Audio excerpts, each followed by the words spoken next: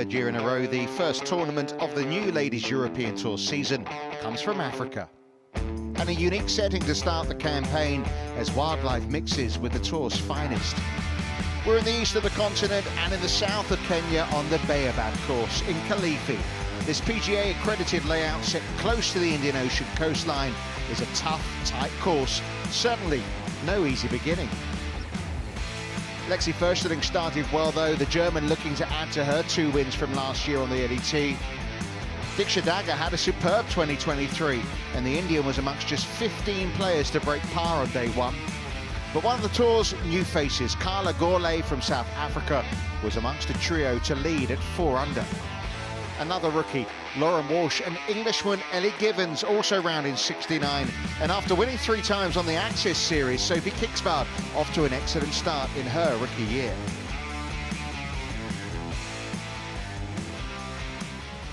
Well, a very good afternoon. Warm welcome once again to what is the second round coverage of the magical Ladies Open here in Kenya. The Ladies European Tour back, and as the leaderboard showed for round one, a new year brings some familiar favourites back and lots of new faces to introduce as well. This the 4th edition of the magical Kenya Ladies Open, all of them at this venue. And we know from our previous visits, anything around par is a good score. That's the way it proved yesterday. Weather, well, it's going to be breezy this afternoon, so hold on to your hats. I'm Richard Kaufman, former Ladies European Tour player Sophie Walker once again alongside me. And Sophie, a new season and a few of the rookies we caught yesterday managed to shine, didn't they? They really did, and that's what you want to do. You want to get off to a fast start on a very difficult golf course, but what they don't know doesn't hurt them. Players that have been here for the past 3 years know about the crosswinds, they know where you can't hit it, but as a rookie you don't, and they really did shine on day one. Well, let's see what they and some others have been up to on day 2, catch up with what happened so far this morning. And we'll start with one of those rookies, Chiara Tambellini of Switzerland.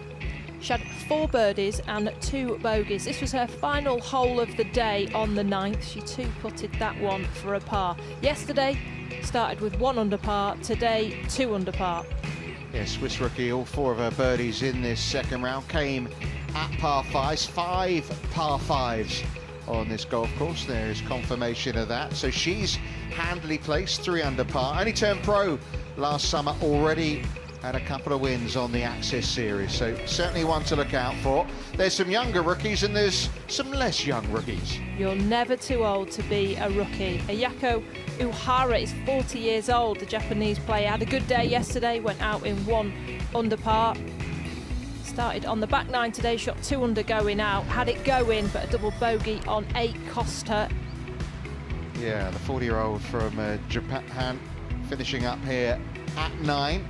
For a round of 71, so like Tambellini, 3 under. She's played a decade on the Japan Tour, a decade on the LPGA Tour, and well, let's hope it's another decade on the Ladies European Tour. But here's the lady who is one of our trio of leaders overnight. In fact, that's Guseva, isn't it, who is padding up at the 9th hole, missing out there. So that's back-to-back bogeys for her. She did get into a share of the lead at 5 under par, but turning at -3. And here is the lady that did get to -5, Carla G. 27-year-old had a day to remember yesterday. Loads of pars, no bogeys, plenty of birdies, was the overnight leader. Today, something different. 6 birdies, 1 double bogey, which included a 4-putt on 14. 3 bogeys, that was one made there on her 7th hole. So with 2 to play, she was 5 under par. Yeah, you can see as she comes towards the end of her round, the wind had really picked up at this point. This northeasterly wind howling from right to left down 9. Set up a birdie look, didn't take it. However, 2 rounds under par, -5, top of the leaderboard, from a player that said 3 months ago, if you'd have said I'd have been here, I'd have never believed you. Well, not only is she top, but she has a 2-shot lead as well to go to hand.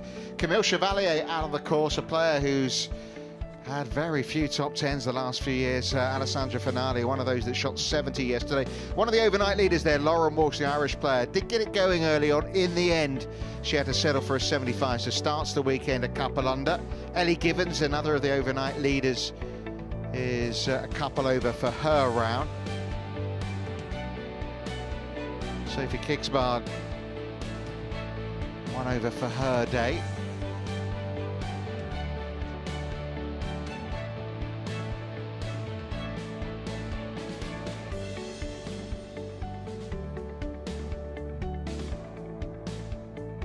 Had a little word with Anchisa Utama yesterday.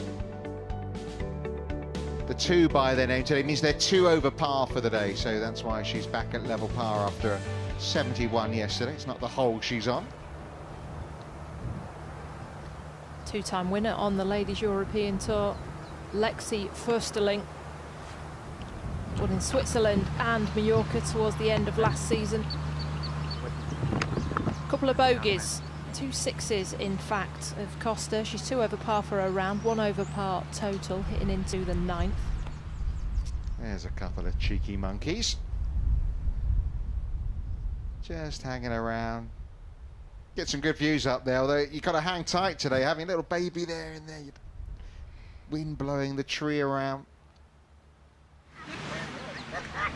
Good view of the 9th hole from up there. Looking down on Annabelle Fuller, a rookie from England. These were the 2 holes that really scuppered her round yesterday. Finished double bogey on 8 and 9. Bit too much action on that into the 9th. Yeah, both Annabelle Fuller there and Lexi Försterling, who we just seen, have both got their mums on the bag for this opening salvo of the 2024 campaign. Yeah, Fuller certainly one to look out for. I know, Sophie, you know very well from her England days coming through, but we've all got to know Lexi Försterling, haven't we, over the last 12 months? A year ago, she was just sitting out as a rookie, and what a rookie campaign it turned out to be, with those 2 wins in Switzerland and Mallorca. And at the start of the week, Edgar Morse caught up with her. After such a successful year on tour, there must be pressure from yourself, on yourself, to do well again this year.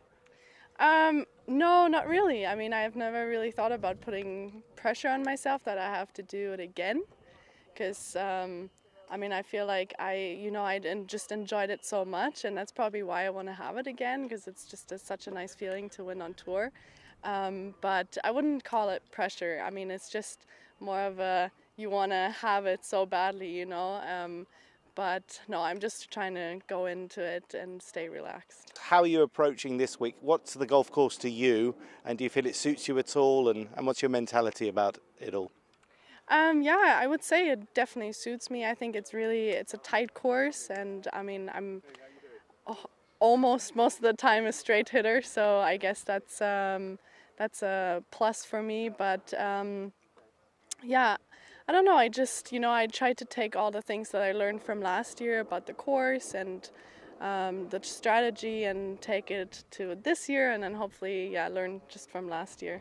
I mean, it's true, isn't it, that doesn't matter how much practice you do or little tournaments that you do, you really don't know what your game's like until you tee it up in the first pro event of the year.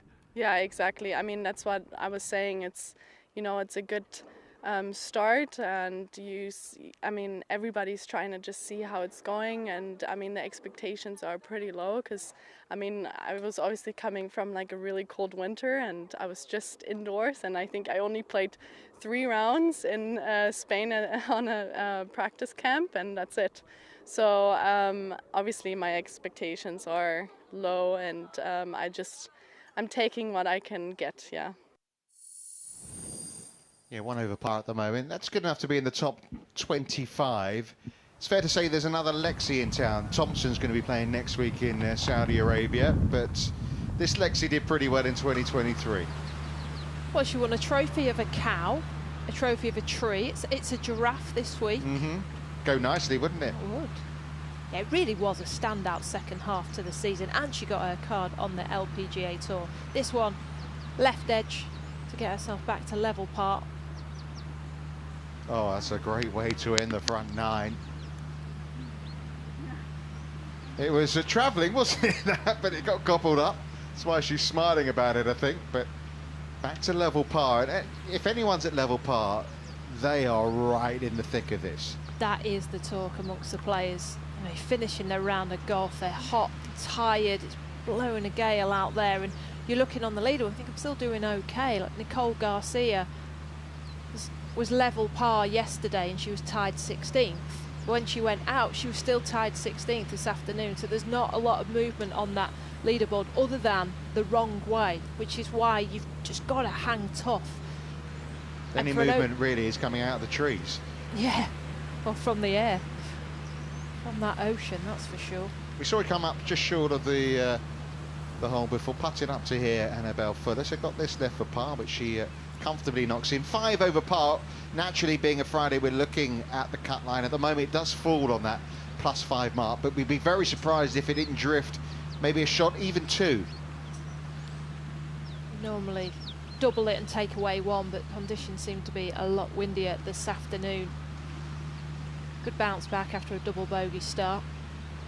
And not to be the front nine that Diksha Dagger was looking for. This for her par, shot 71 yesterday, so 3 over for her round. It's a par 73 around this Baobab course, playing just over 6,500 yards, but a par 73. And I think the back 9 offers you more opportunities to make a score. That 5th hole, which she bogeyed, will be the hardest hole on the golf course. The 16th will be the hardest on the back 9, but other than that, there is 8 chances available. Certainly this hole. Yeah, where we find Natalia Guseva, who won qualifying school in Morocco just over a month ago. Just found that bunker, but she got to 5 under, just dropped shots at 8 and 9. 8 and 9 have sorted out so many players. I think it's because you're heading up to the clubhouse, so you're at the high point, and that's where the crosswind from right to left really affects players. And the tee shot is a low point. You can't feel that strong breeze until the ball's in the air and it's heading left. Well, Olivia Mahaffey's just birdied the par 5 second, so she's joined that group, 3 under par, 2 behind our leader, Carla G.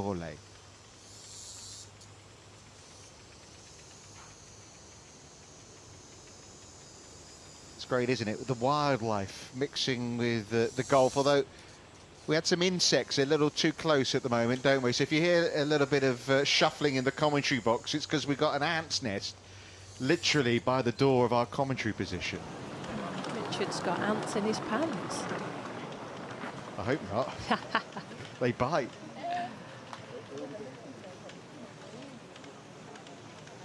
Playing with Guseva is one of the Kenyan amateurs in here, Chanel Wangari, the youngest of them, she is, at 17.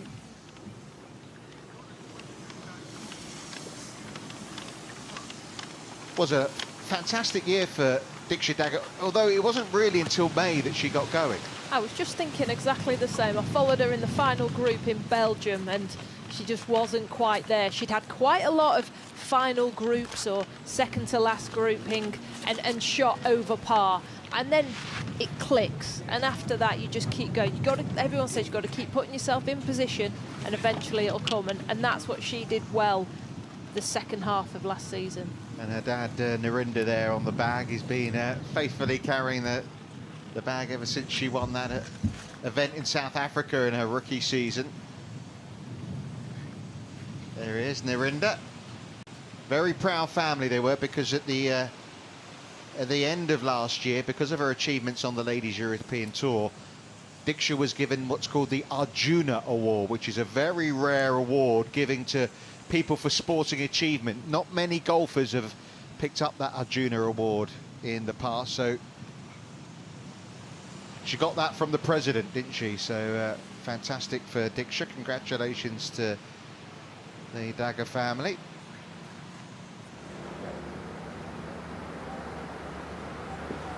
This will get your attention. A sideways from left to right wind, a dog leg from left to right, bunkers and trees in play, very much so on that right hand side. Popped in for a 3-wood, trying to draw it into the wind, keep it down the left here for full sling.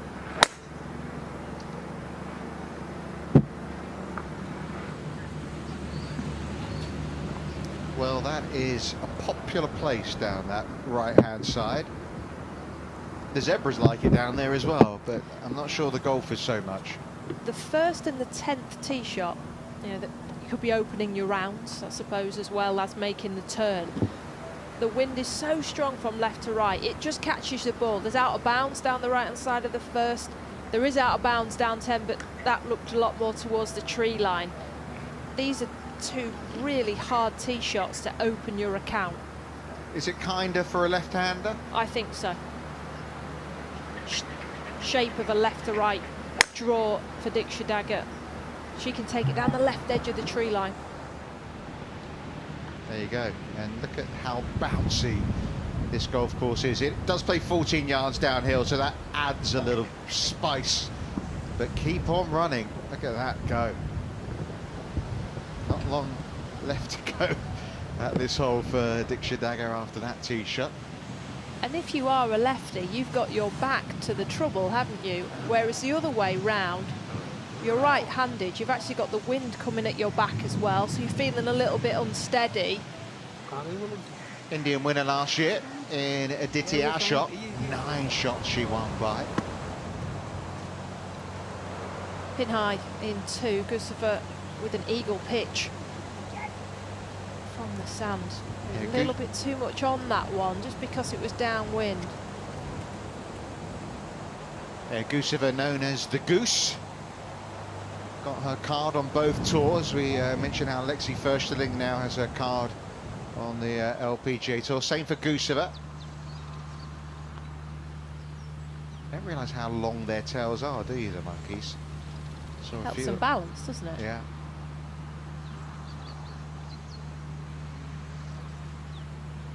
Players are loving the fact that when you were out on the course earlier, I saw you were mixing with the zebras. I was, yeah. I had my photo with them, and then I turned around and one got rather close. It gave me a fright. They were on the 15th.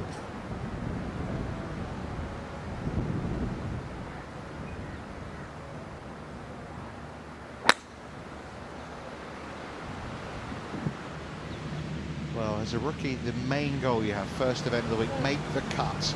That's got to be the goal on this back 9 for Annabelle Fuller. That left slope apparently. Huh? I just like that left slope.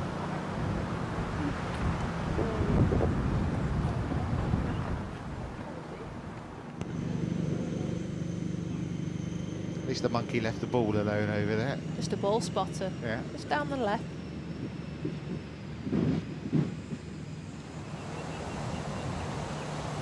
So here is Wangari, 17-year-old Kenyan.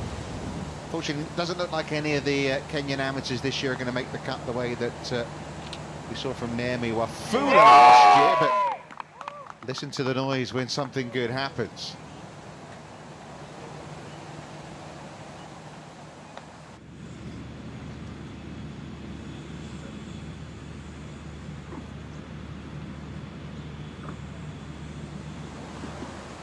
So this to get within 1 of the lead. Remember, it's a 2-shot lead at the top for Gourlay. And she halves that deficit. Easiest hole on the golf course, but you still need to make your birdie, which she does just there. Gets herself back to -4. Yeah, she is 4 under par for the par 5s so far today. That's a couple of birdies and an eagle. A long walk down to her tee shot for Diksha Dagger. 23 now. Feels like she's been around a while.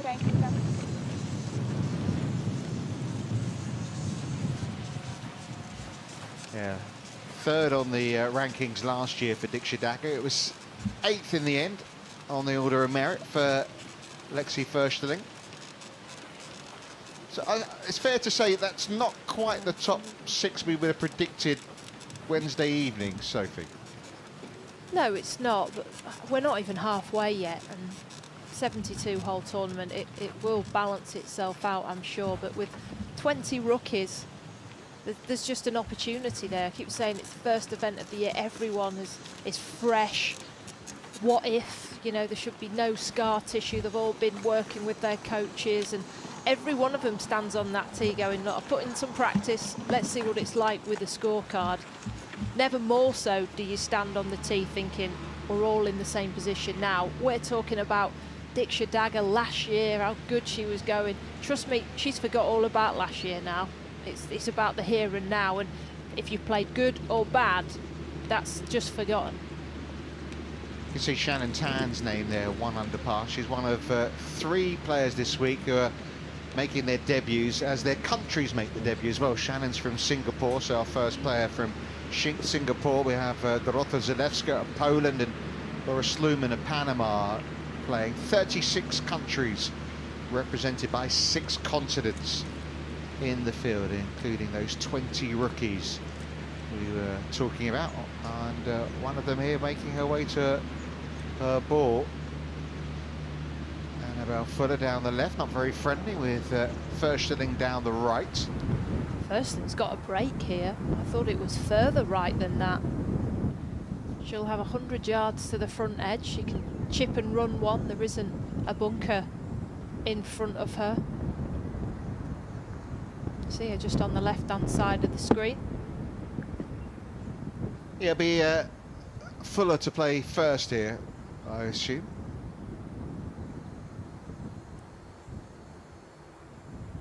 Got mum out with her this week. Oshie caddying. You know, so often in junior golf, your parents can't caddy, but she's always there watching. The younger sister of Sammy Fuller, both of them started with England golf on the regional squads all the way through to elite level. Is Sammy in Qatar this week? Sammy is in Qatar. She's a producer now on the DP World Tour. Sammy said to me that, you know, I realised the difference about wanting to turn pro. The difference between me and Annabelle is when I speak to Annabelle, she says, I want to be world #1. And Sammy was like, I didn't have...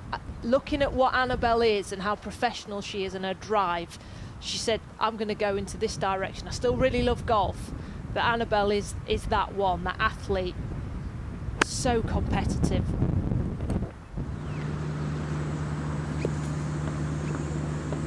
It's not bad from there. Yeah, tiptoes onto the green, which is just about what you want to do.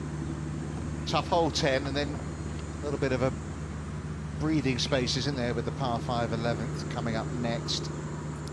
Yeah, 10 and 11 play, you know, the same score, even though one is a 5 and one is a 4. Yeah, so there is a way through here for Lexi Försterling. See, there's a twig just at the back of the ball, which obviously can't move if it would move the golf ball. Back in a stance, something like an 8-iron, a chip and run. It'll run more than it'll fly, this one. 100 yards to the front edge, pin on 18.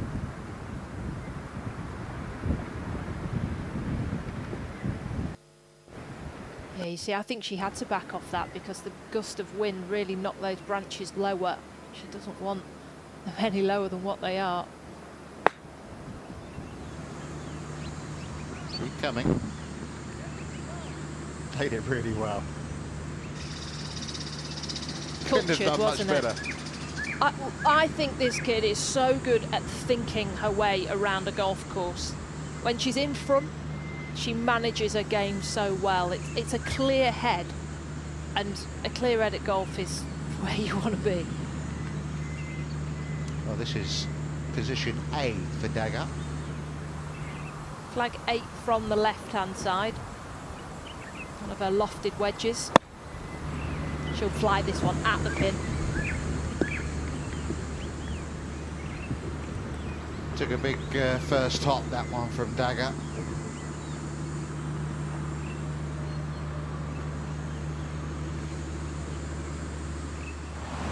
Uitama also has a parent on the back. 3 over for her round today. Looking to make hay on 11 with a shot like that. Oh, setting up an eagle opportunity. Yeah, had a nice little chat with Uitama yesterday. Out here basically as one of her best friends. Did pretty well last week. Someone called Trishat Chinglab, who actually is going to be featuring in our little piece coming up now, where we look at how some of the players have spent their off-season in 2023. Starting with Maiken Bing Paulsen, who shows us here how she gets to practice when at home in Norway. Yeah, snowboard down, golf clubs out. Not easy to swing with all the skiing gear on. Kim Metcher at home in the Swiss mountains of Verbier with her husband. A couple of weeks ago it was the beach wedding of Leanne Pace and Annalise Cordell. Florentine Parker posing between the newlyweds there. Trisha Chinglab told we'd mention her, but she's coming up after Christina Napoli-Alva there, who was enjoying the Sydney Opera House. None of the players who had something to celebrate there, Laura Funchtek and Rosie Davis. Madeline Stadnar as well, getting engaged to Jonathan. And there she is, last year's #1 with Harper. Bet she misses him when she's away. I was just thinking, watching that, you've got partners, you've got pets, you've got the, you know, the seasons, everything you miss when you play on tour. You only follow the sunshine. There's some players who actually, they came out over a week ago now. Some players actually arrived here last Thursday because it was Linda Vestberg and Alina Nummenpar told me they came here last Thursday because they can't play on grass. They want to see the ball fly because they can't have that back at home. Well, they won't have that playing off grass, I don't think, until April. Never mind the thick snow. Richard Danger said she didn't do too much. As perhaps it was a big season for her. I think she played more events than anyone else, so she did put her feet up a little bit over the off season.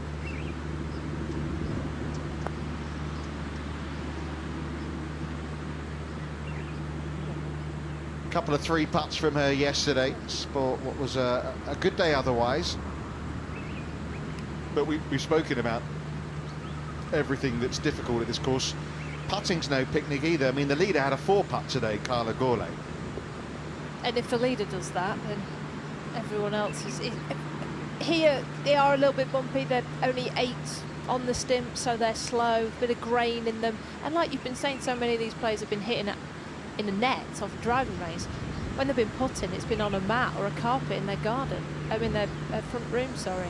Downhill birdie putt. Not quite. So in terms of pace putting, you know, you're there on a 6-foot-long put-out mat, or you go out there and have a 40-footer with plenty of break on it. It's just not the same. And then trying to hold puts that actually mean something. Basically, these players have been working on process for the past 2 months, and now it's all about the outcome. Just as we see Lexi there, she did flourish in her rookie. You know, Annabelle Fuller, Junior Solheim Cup, Junior Ryder Cup, 3 Curtis Cups. How do you handle the expectation of when you turn pro? Because a lot of people will be looking to see how she does. Well, the fact that it's been happening for so long, I felt Annabelle has been ready to turn pro for a couple of years now. She wanted to finish over in Florida. She's a Gator. But looking at her, the way she acts, she's been quite professional for a long time, and only my opinion, being part of the England golf set, she was getting stale by playing all that. I was so pleased she got a tour card, all as at England Golf, that she's ready to go now.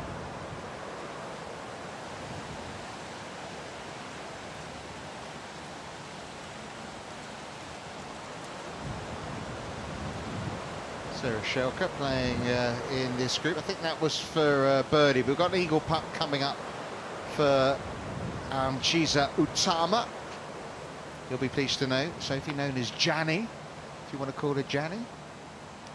Janny for eagle, down the slope, outside right.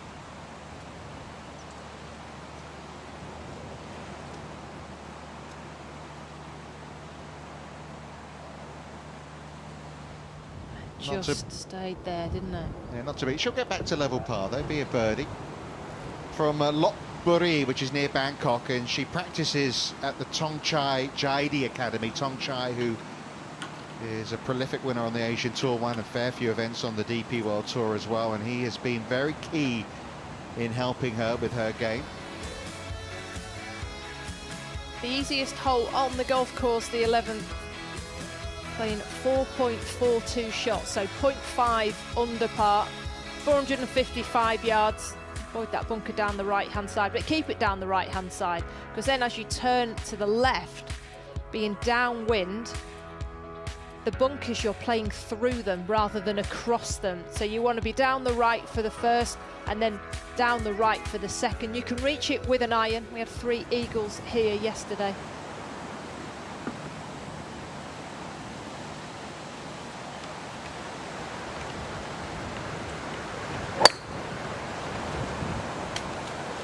Bunker at 250 down the right. Oh, that's that's jumped a it. horrible bounce. Stay, well, she'll be able to get a club to it, that's the good news. But it's going to be really tough there. How firm is it?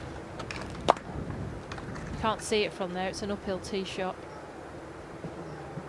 I mean, look at it there, the Jadari Hills there in the distance. If you pan round the other way to the left, you'd see the Indian Ocean. And the wind swirls around.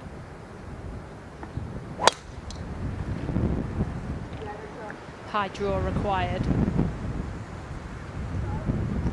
Hit 71% of fairways last year on the Ladies European Tour. Very much is her forte, accuracy.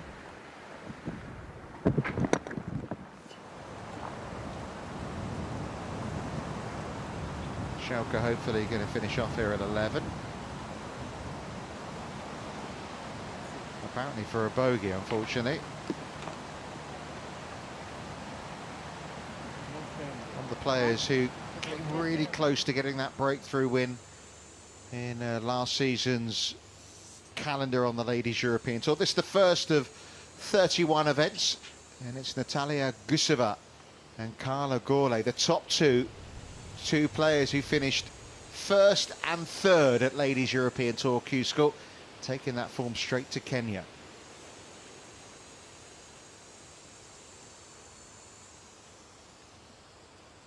Sophie Kibsgaard there at 3 under par. She's just got back to where she started the day, just had a birdie at the par 3/8.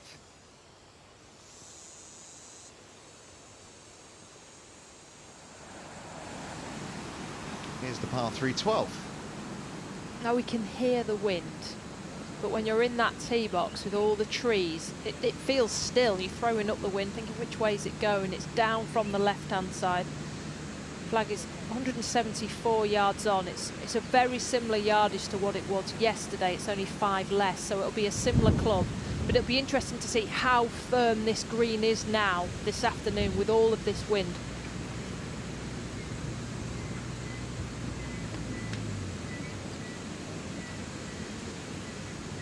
Wasn't happy.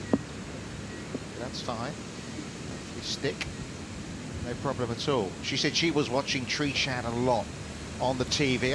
Hopefully Trishat's watching her friend this week, playing in Kenya. The significance of Ataya Titikan coming over, doing that inspiring cheer-chat. I mean, we was inundated from Thai television when we let's see more of it. You know, it's the Ladies European Tour, but there's so many countries and it's beamed across the world. Unfortunately, it was a day to forget for Sophie Witt yesterday, which is why she is comfortably going to miss the cut. But I suppose today's just about trying to find something ahead of Saudi next week. Yeah, one bad round, but you don't want 2, do you? You want to, like you say, go into Saudi with something, a positive step, maybe do a little bit of practice or try and get an early flight out of here. Yeah, 3rd season on tour now for Witt. Another one who had a very good second half of 2023. Players are looking at a smooth 7-iron here. You can see her just tucking her shirt under her right armpit for connection. She can get the right elbow stuck behind her shoulder, so she needs to keep it in front of her body.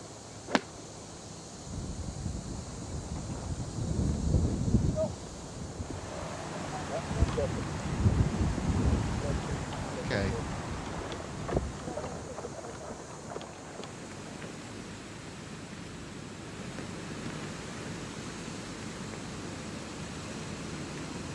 Not a cloud in the sky today. It is very hot again. The breeze actually is a nice cooling thing when you're walking around. It's in the 90s in Fahrenheit. Dixie dagger from the right-hand side of the fairway. There is a front bunker. If you carry that, that's 26 yards short of the green, then it can run on. So hybrid for dagger. That upslope will help her stop it. I just found the front left bunker.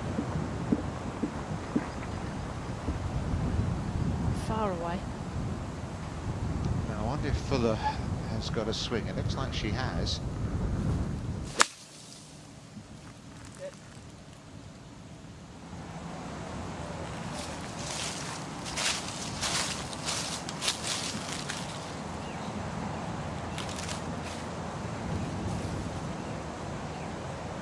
See it just down the fairway on the left-hand side there, pitching zone.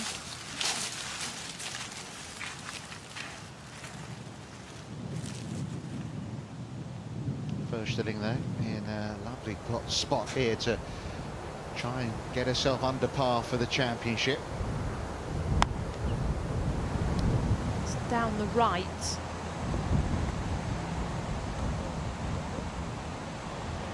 That's not too bad. I mean, how long are they hitting it off this tee box? They're hitting it over 300 yards, which is reducing this hole to drive a mid-iron.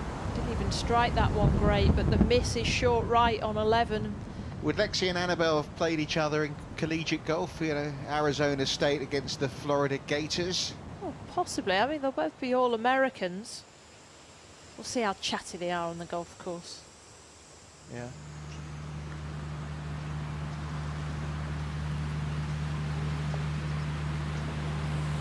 That was a tough day yesterday for Mercy. Here she is now, Charmer. Forget the score. It's about the experience, and it's a tough day for her yesterday. It must have been nervous. Hopefully today she can feel a bit better about it, put some good swings on a few shots, get some confidence back. And it's always good to play with professional golfers to see where you are in comparison to them. Back to the 12 with Utama. This one falling from left to right all the way.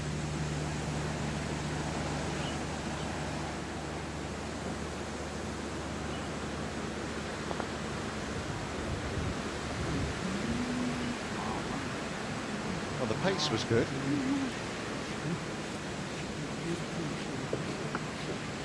Not loads of break on these greens, and when you say pace is good, that's what you take. Pace is arguably the most important thing on these greens this week.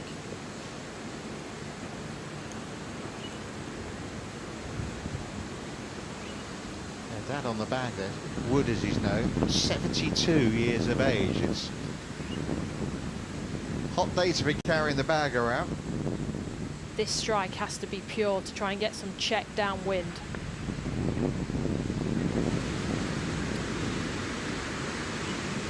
Beautiful.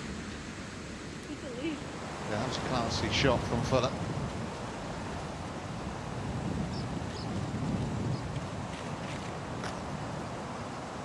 Been at home over Christmas, went down to Florida. She said it was freezing, but not used to this hot weather.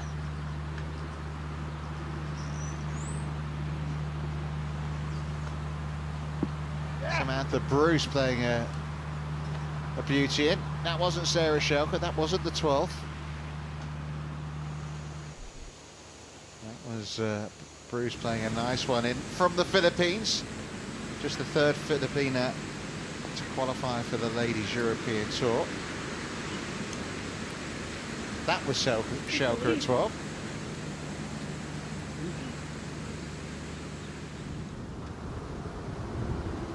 Back to 11, pin high in 2.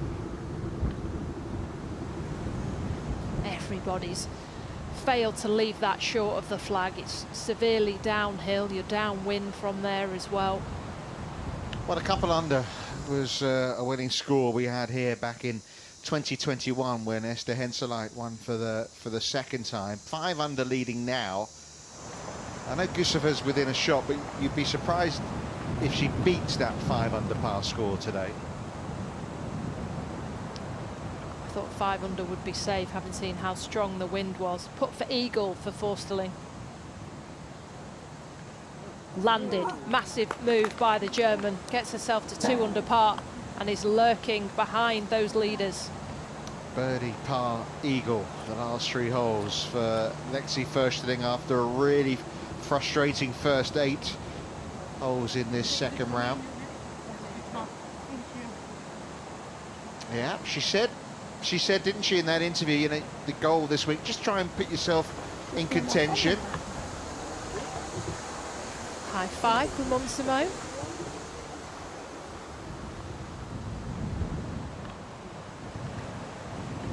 You put yourself in contention, and then a lot of players, they need to see, well, how are they going to feel when they're in contention? She's been in contention twice, you'd say, you know, final groups, and she has shot rounds of 66.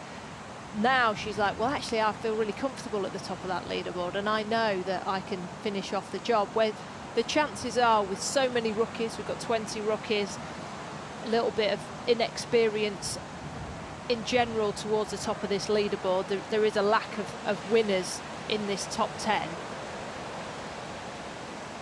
This doesn't move from there. Everyone's misread it. Suddenly Forsterling's name, it carries something. Yeah, if you look at the leaderboard and you go through the top 10, Megan McLaren has got herself to a couple under, so she's won 3 times, but Lauren Walsh, rookie, Suda, rookie, Finale yet to win, Sophie Kicksbard, rookie, Tambellini, rookie, Uhara, very experienced, but a rookie nonetheless. Guseva and Gourlay, the top 2, both rookies. And as a rookie this year, you're looking at who did well last year. Who were the rookies that, and you're thinking, well, it was Forsterling and Trichat. That's what they want to do this year. So Lex says to me, I can't believe I'm not a rookie anymore. But last year felt like a long time. Only a year ago, but I felt like I've done so much. And she's coming, you know, she went back to one course last year that she played before, Switzerland, and she won. So now she's back in Kenya for the second time, and it, you know, preparation's a little easier, isn't it?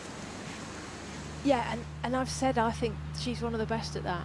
Her processes and preparation is one of the best. This is Sophie Kicksbard. Just hit something on the way down, didn't it? That was on the 9th hole. And hopefully tap that in. Go out in level par. Now, talking about impressive players, this young lady from Denmark won 3 times on the Axis Series last season, and she had 2 other runner-up finishes as well. She led the rankings from the 3rd week to the very last. Danish golf's doing all right at the moment, isn't it? Olsen, the Højgaards. And, you know, with Pedersen and Nana Madsen. I mean, imagine coming through last year, like doing so well on the Axis Series, turning on the television and see Emily Pedersen making a hole-in-one, lighting up the Solheim Cup. It's, you know, so inspiring.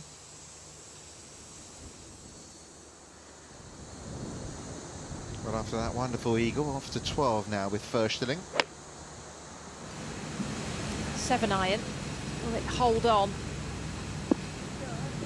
No, she knew, didn't she? The pace was slightly open. It started too straight, and then the wind caught it. That will be interesting from there. It's not often she makes a mistake, but right is the wrong side to miss it.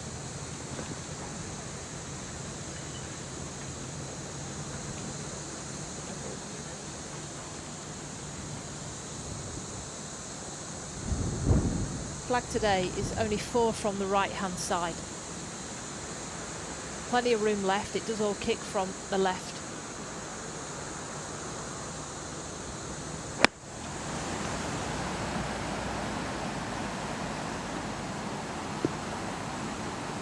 That was 8 iron. It was a bit of a floaty strike. Well, she put herself in a tough spot at 11. She's done the same here at 12.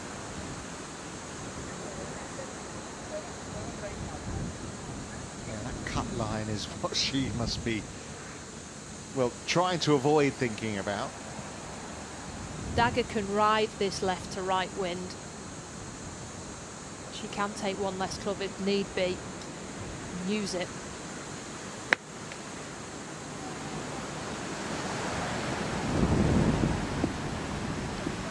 hit it.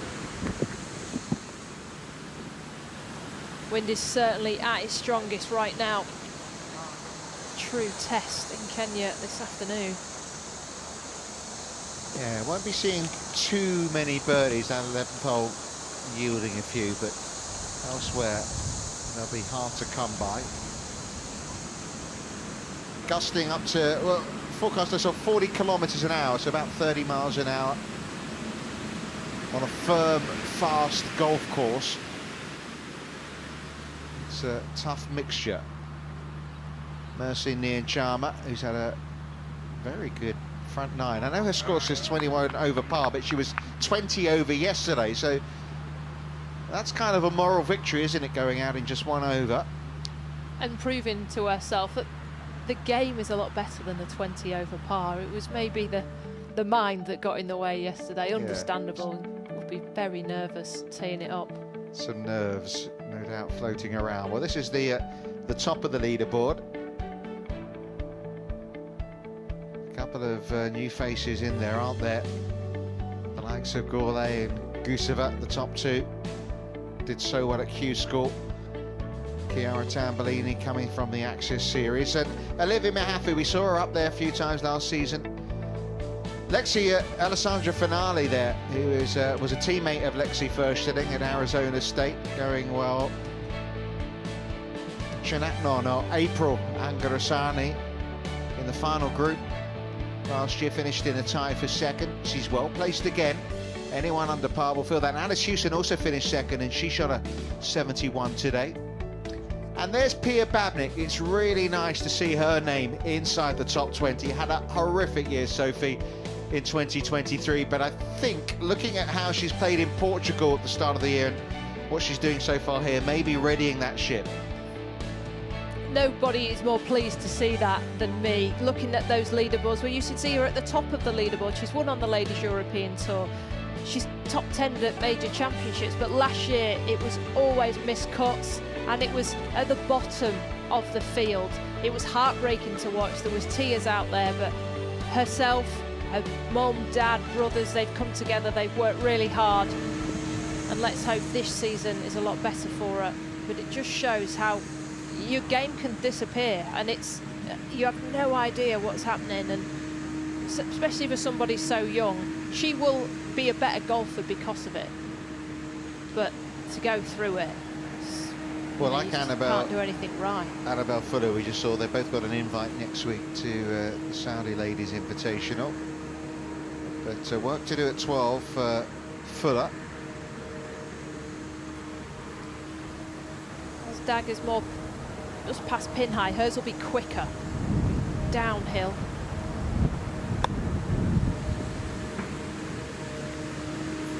It's very difficult to stop that one.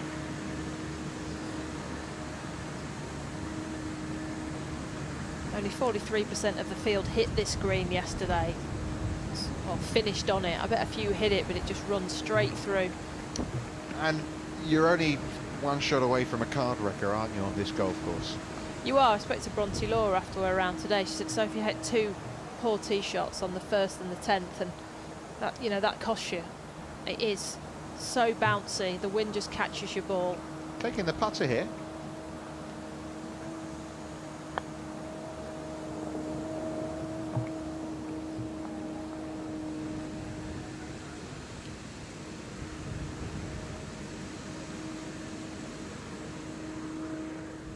Up at the tough 5th hole with Olivia Mahaffey.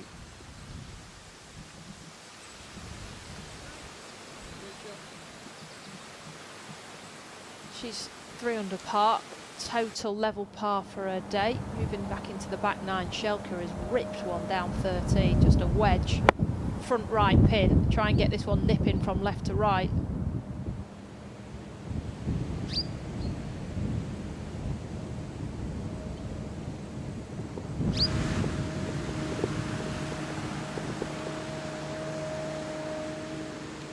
Just coming up shy, so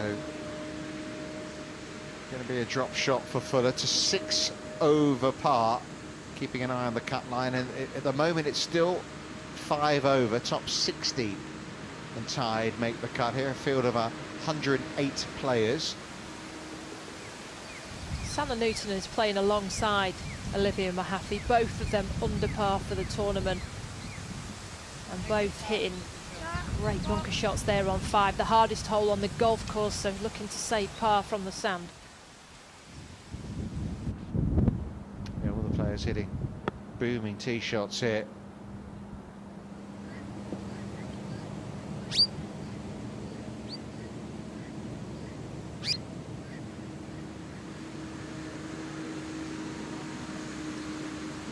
Can be firm with this. Put for par.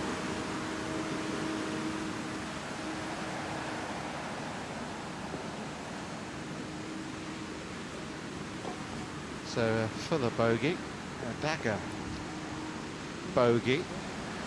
Hopefully first hitting's not going to make it fours all round.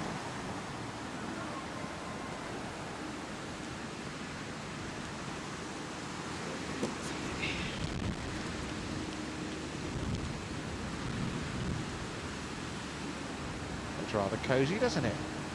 They've come well prepared, haven't they? Picnic out under the shade. Friday afternoon, Ladies European Tour in town. This pin is caught on a spine.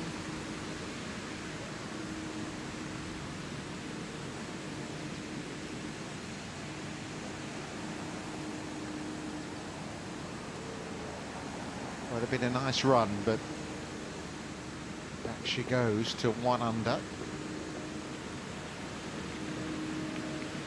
It's about digging in. I know Aditi Ashok shot 12 under last year, but second was 3 under par.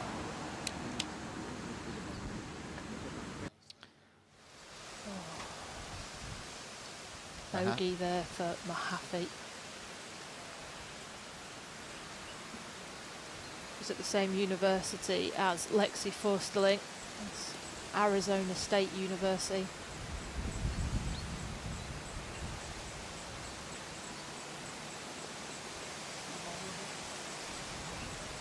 You feel disappointed in yourself there. You know it's a hard hole.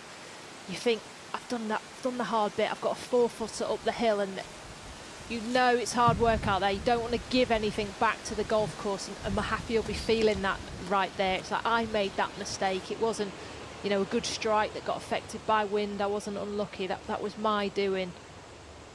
Well, you mentioned the Arizona State gang, and there's another one on that page of the leaderboard there. Alessandra Finale is 3 under par, ticking along nicely, the Italian.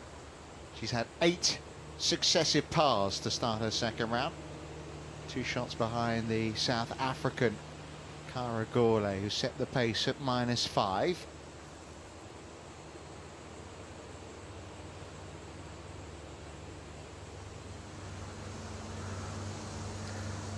Hybrid for Fuller.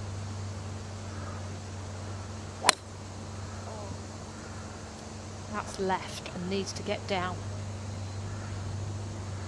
Oh, it did. It's stuck in. You think how firm it was on 11. Got lucky there.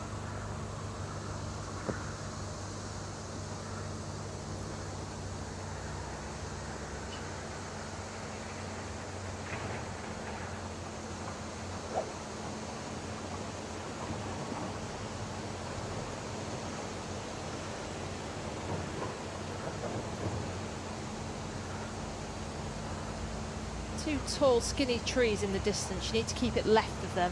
If you hit it right, you'll find the bunker.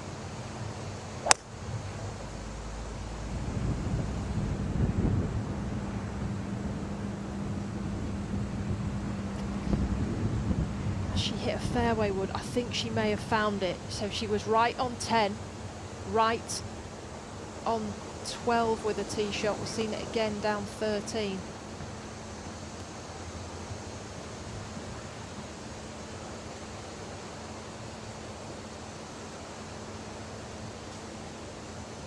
Well, if this one gets chasing, she hits the fairway here. This is going to go close to the green.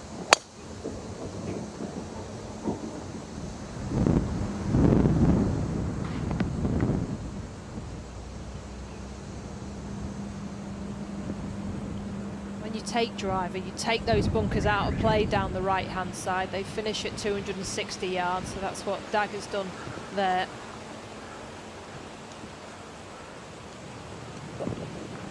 Up on the green, we can find Alchiza Otama.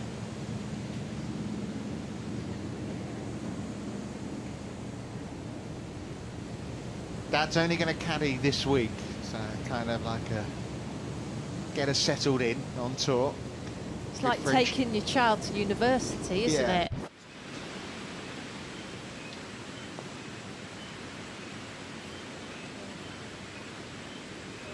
The great part. Well, that should be a good fall for Guseva. It's interesting to see how it works out. You know, Fürsten and Guseva both have their cards on the LPGA Tour. It's hard, isn't it, to get that balance right? It is. They're hoping for 3 good weeks in a row, say, and then go on to the LPGA with plenty of points in their back pocket. Schelke taps in, stays at 1 over par. Well, I hope you're enjoying the 3rd season in a row that the Ladies European Tour opener comes from Kenya. We're really enjoying it so far. 2024 got a lot to live up to, hasn't it, given how good 2023 was on the LET.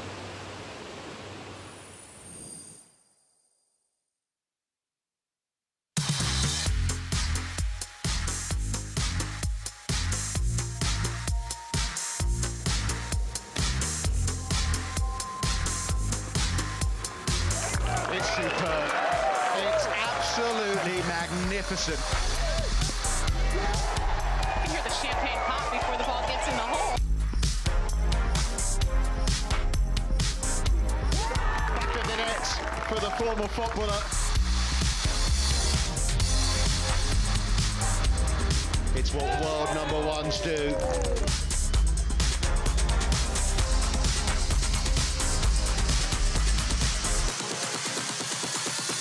Amazing. What a way to win it. What a shot. What a shot. Simply sensational.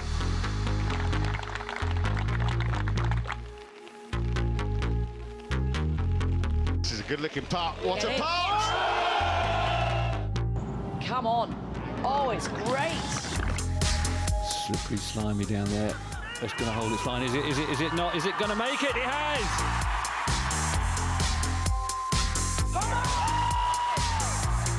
The celebrations begin. Europe have retained the Solheim Cup.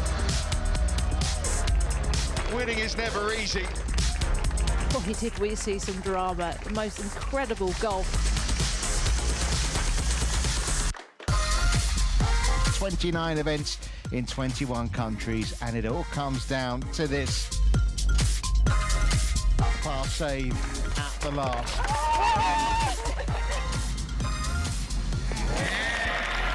Ending the year just as she started it, as a winner on the Ladies European Tour, Aditi Ashok.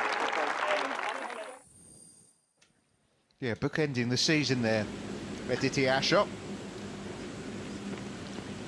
What a start to 2023 it was for her. She'll be in Saudi next week. Lisa Pedersen won last year on the Ladies European Tour for the first time, and a big save there for her on the 14th. Keeps herself at 1 over par. Yeah, she won in home sword in Helsingborg. Had a hole in one here last year, did Pedersen as well. She had one of those years where she was either in it or she was completely out of it. She was in the playoff as well in Ireland. Oh. Now, you know, sometimes you've got trees in the way, bunkers causing you problems, and now and again, you know, an eland or some other kind of wildlife poses an issue. As long as they don't start treading on the greens, we're okay. Well, from 151 yards. Don't have to worry now about the spectator that's walking across the fairway. It's been quite hard to get settled over this one right now.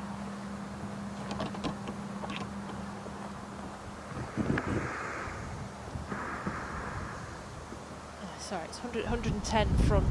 I was getting distracted there. 110 front, 6 yards on. Downwind off her left shoulder from the upslope.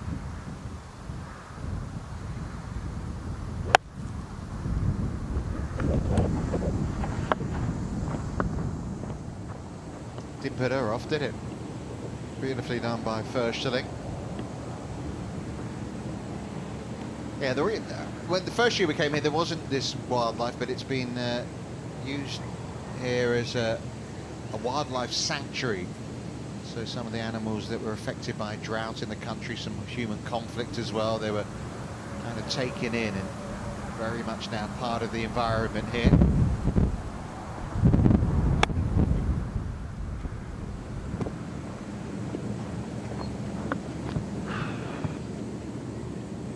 It's not as easy a pin as it looks. This front pin, that's not an issue, but with it being downwind and then it's nicely tucked, so if you miss it right, then you end up short-siding yourself. So you want to come in with a wedge because it is quite a tight landing area, so Dick Dagger gets it in that 5 yards radius.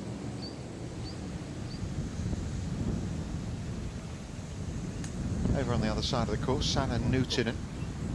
516 yard par 5 downwind. Gets herself pin high on that right bunker.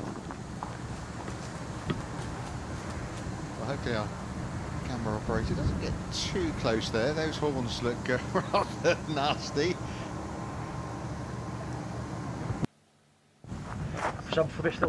Never 100% sure until you see the face there. I think that was an oryx. And on the golf course there's all sorts of wonderful animals to be seen. And even little ones like the millipedes as well. Have you seen those big fat millipedes? Yeah. They're much bigger than you'd expect them to be. And you've got your flip-flops on and you're walking back to your hotel room, you've got to watch where you step in. Yeah.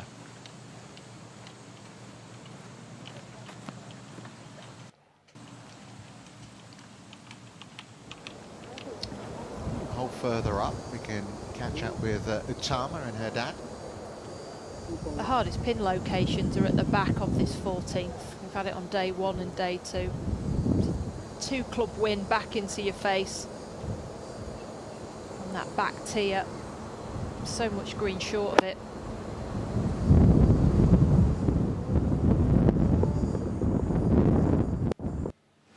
Not quite on the top level. I just don't think you can afford to fly it at that pin, just in case it goes long.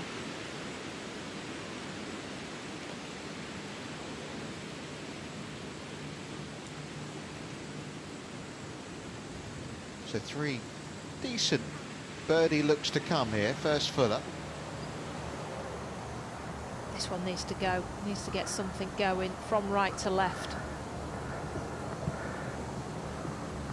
Yeah, the cut line, I wouldn't be surprised it gets to 6 over, but she's got that tough 16th hole still to come. 15 is no, I know it's a par 5, but it's not a guaranteed birdie like you'd think 11 would be.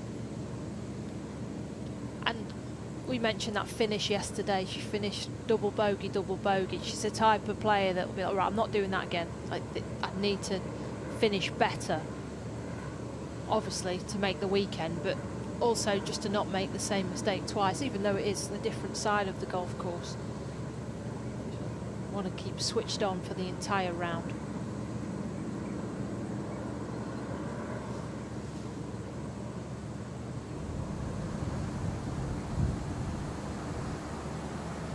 Similar line, just needs hitting a bit firmer, left to right.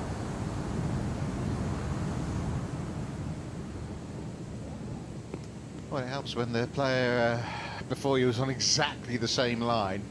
Still struck it sweetly. It is what she does, though. I think one of the best putters on tour that adapts to her surroundings. She can pour it in front edge, or she can bash it in so it hits the back of the cup.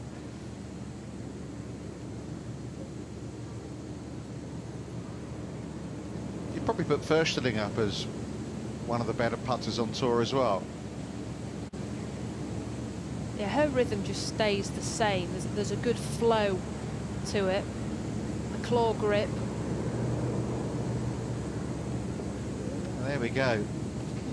Back to 2 under par for Lexi.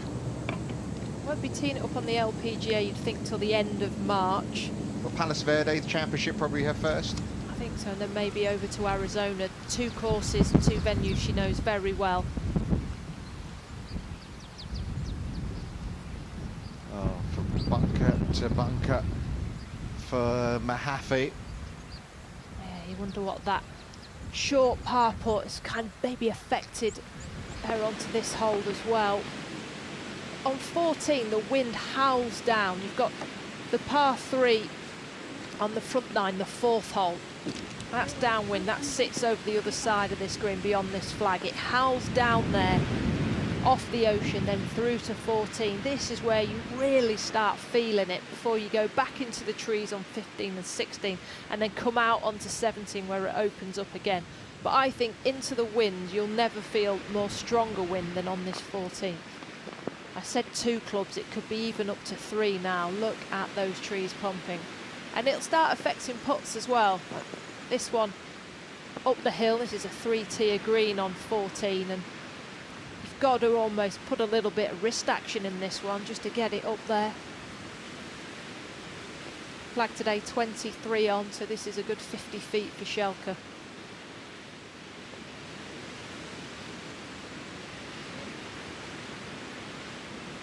Well, Shelker 1 over par, which is inside the top 30. She finished in the top 30 in 10 of her last 11 events of 2023, so in a familiar position again.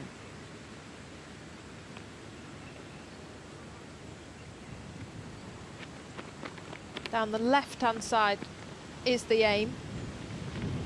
Bunkers at 260 yards down that left-hand side.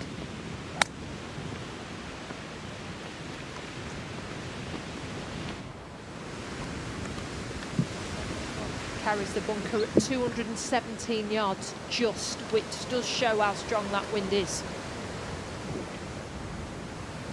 Well, Newton and Mahaffey both in this bunker. Newton and they're playing a 3rd.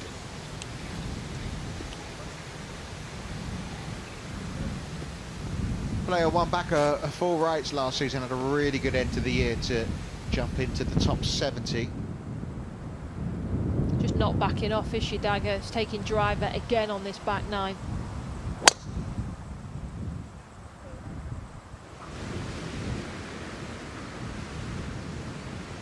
One is down the left, so the tree branches will be in play for her second. She'll have to keep that one low.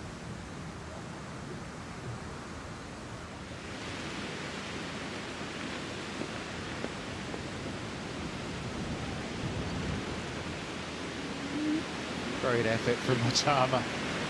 Just thinking that's going to be a bonus on 14. Little left to right par 4, this 366 yards. Just trying to take a flight down on a 3-wood, trying to peel it from left to right.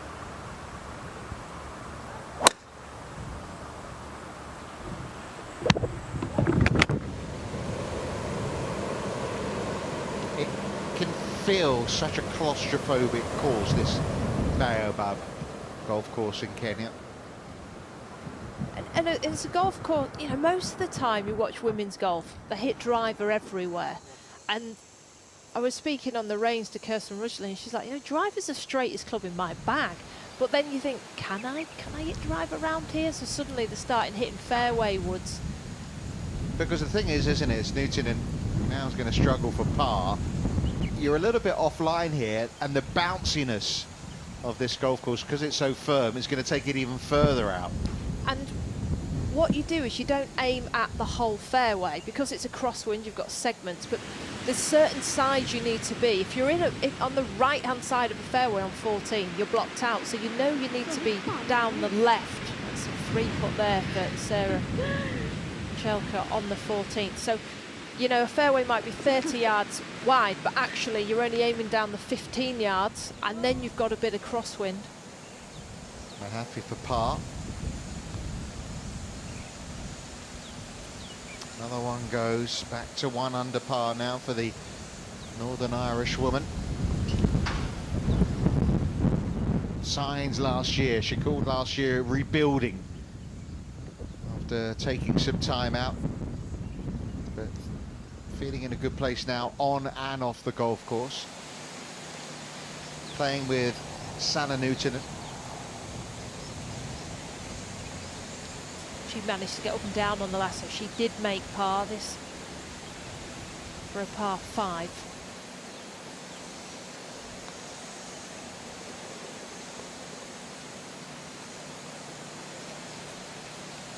There's only 17 players under the card, Sanna Newton and being one of them. Well, what a tough test to start the year, this Baobab course is testing the finest. It's beautiful to be here. Beautiful weather, fantastic wildlife, friendly people, but a course that bites. 5 under leading the way. It's Gourlay by 1 right now at the top at the magical Kenya Ladies Open.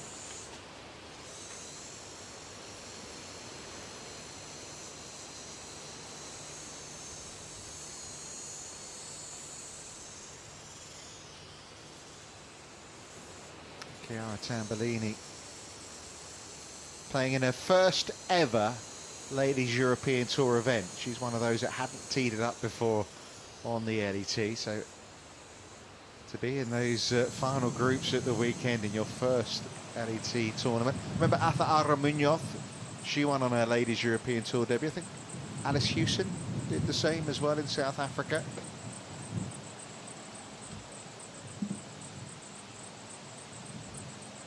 Out of position again for Fuller.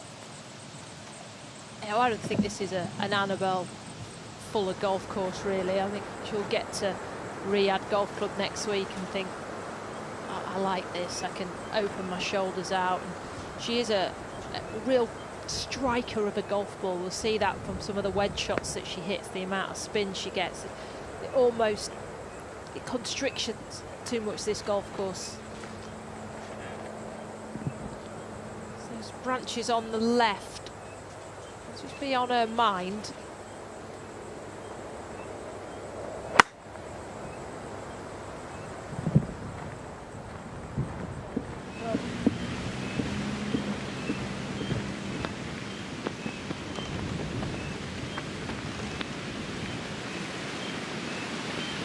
It's certainly windier this afternoon than it was this time yesterday. This is, yeah, you look back now, the tougher side of the draw.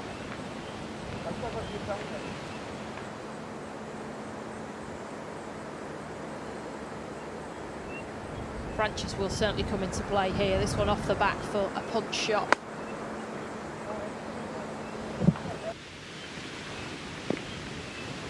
Just tried to hit a little cut around that tree. Maybe didn't get all of it.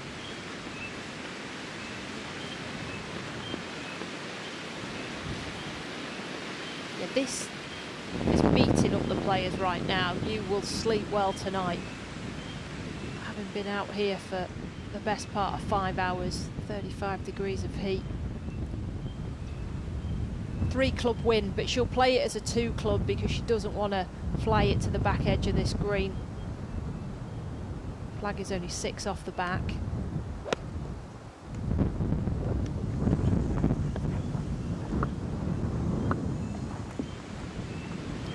She can't believe it. She can't believe how strong that wind is. It's just knocking it back. It's like hitting a brick wall right now.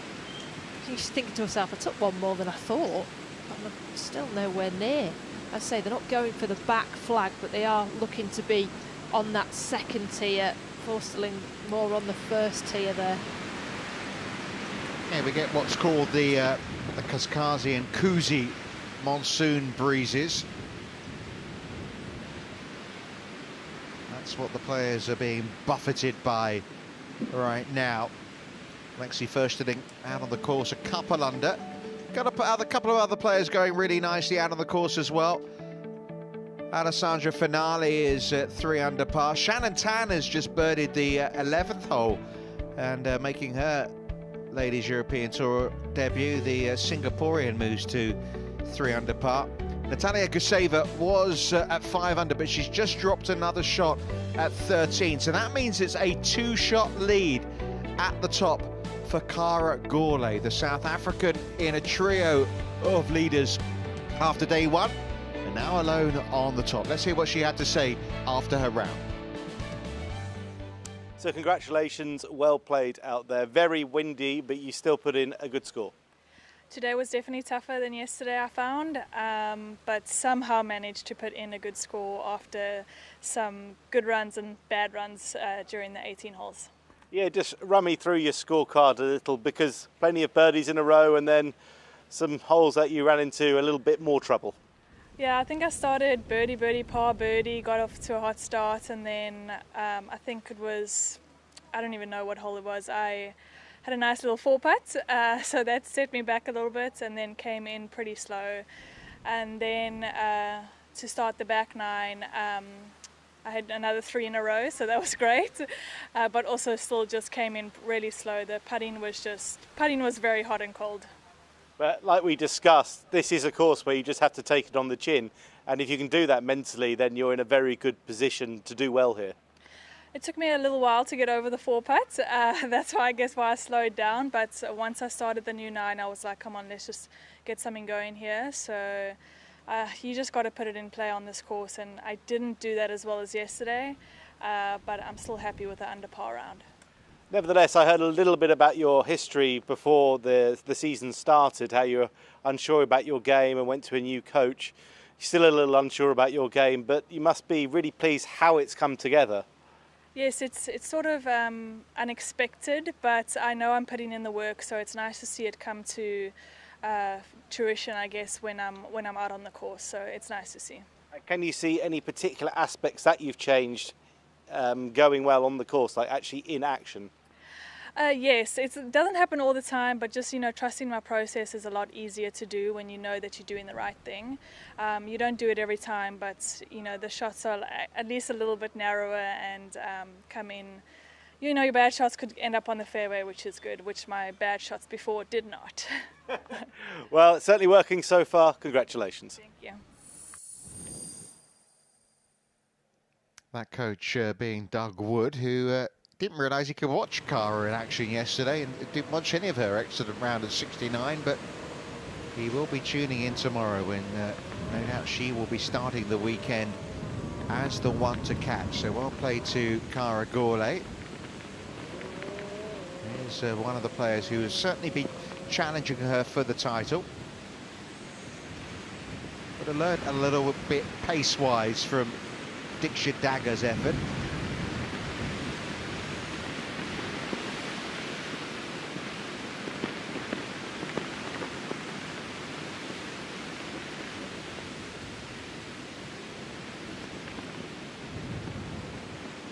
Excellent putt from the German.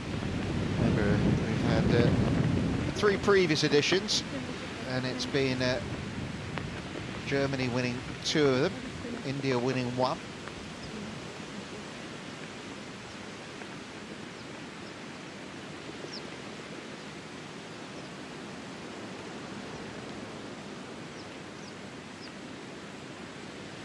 Get herself 2 under par. Just 3 back of Cara Gorley, who we just heard from.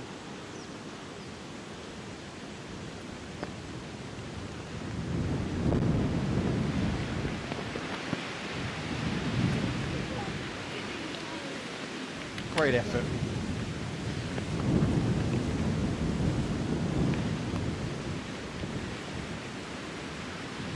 Sure, everybody at Roehampton Golf Club will be watching Annabelle this afternoon, cheering her on. Both her and her sister have been part of the junior programme since they were small children. Her intention wasn't to actually turn pro until the summer coming.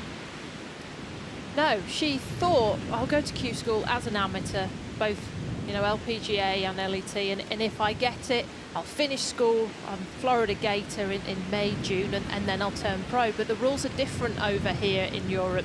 If you go as an amateur, you get your status. You've got till about the middle of January to decide. So she had to take the decision early and turn professional. So she's still at school, but doing her studies online. She's got 1 class left, that's English. No exams, it's all written papers, and apparently her teacher's a bit of a legend, so It's absolutely all right that she's not there.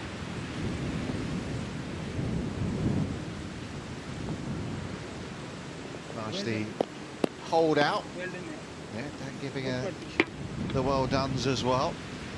But there is a bit of a turn, isn't there? You know, you leave school for Christmas, you go home, you play in an event, and then you don't return. I mean, it's not quite Nicholas Dunlap, but it's not far, is it, in the fact that he had to make that decision about leaving university early. Annabelle Fuller's doing the same. Well, let's catch up with what's been going on in the Rolex World Rankings. And it's American 1-2 for just the third time in the 18-year history of the Rolex Rankings. Lydia Vu, the current #1, but after her victory at the Drive-On Championship, Nelly Corder up to second, and 2 Europeans in the top 10, Celine Boutier and Charlie Hull in 3rd and 8th place, respectively. Charlie will be in the field next week in Saudi. Swapped hands a few times, didn't it, that #1 position last year? We had 5 different #1s.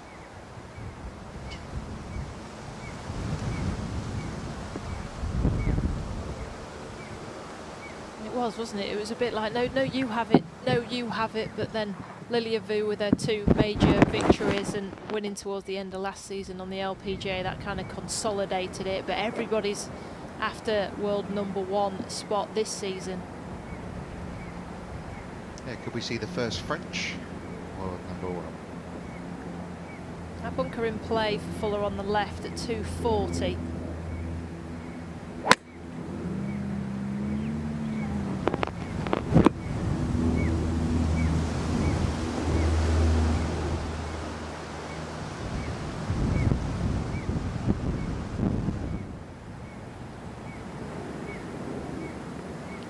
Laying up off the bunker was Fuller with a fairway wood. Dixie keeping to her strategy of driver. So many left to right dog legs. She sees the ball left to right. Suits her.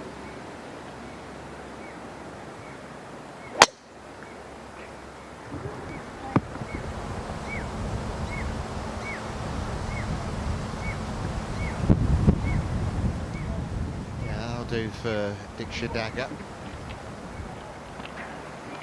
Position maybe to try and make birdie this 15th. Going under its par 16 though, that is not the case. Tough par 4. Sophie had a little look at it earlier this week.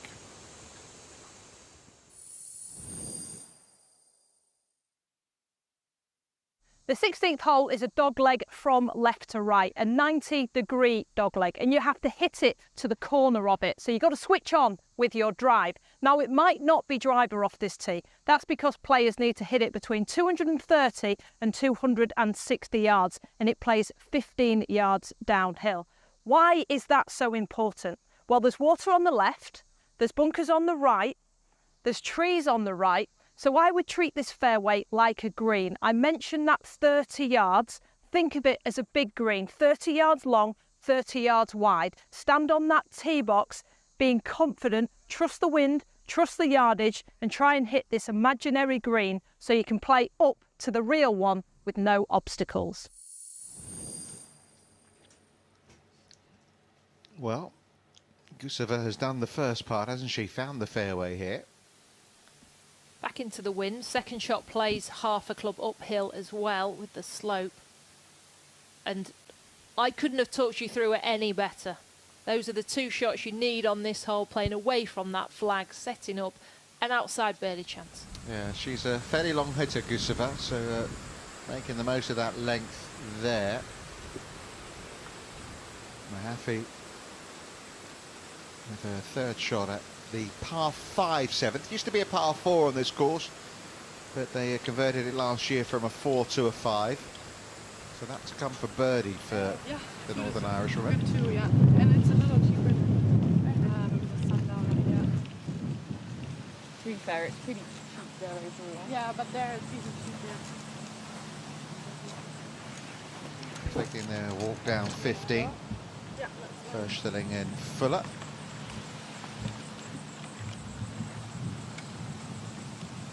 Föschling really taking that left bunker out of play, isn't she? Probably a 5 wood off the tee. Playing this as a 3-shot par 5.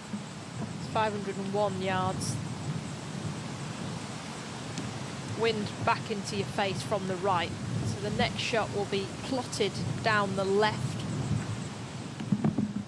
with a hybrid hitting it left of the tree that sits on the right edge of this fairway. She wants to leave herself about 70 yards to the front because that also takes out any bunkers that are left and right. There is 7 or 8 bunkers down that left and right side. She wants to play at the far bunkers but have it finished 70 yards short of the green.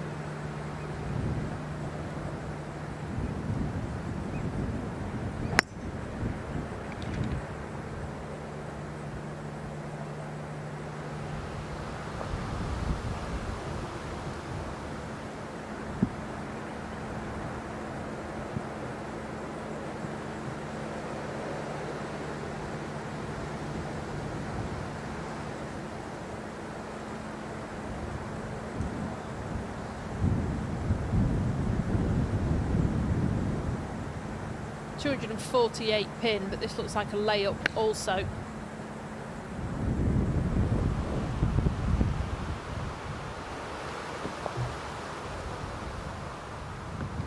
Well, Zebra was interested onlooker.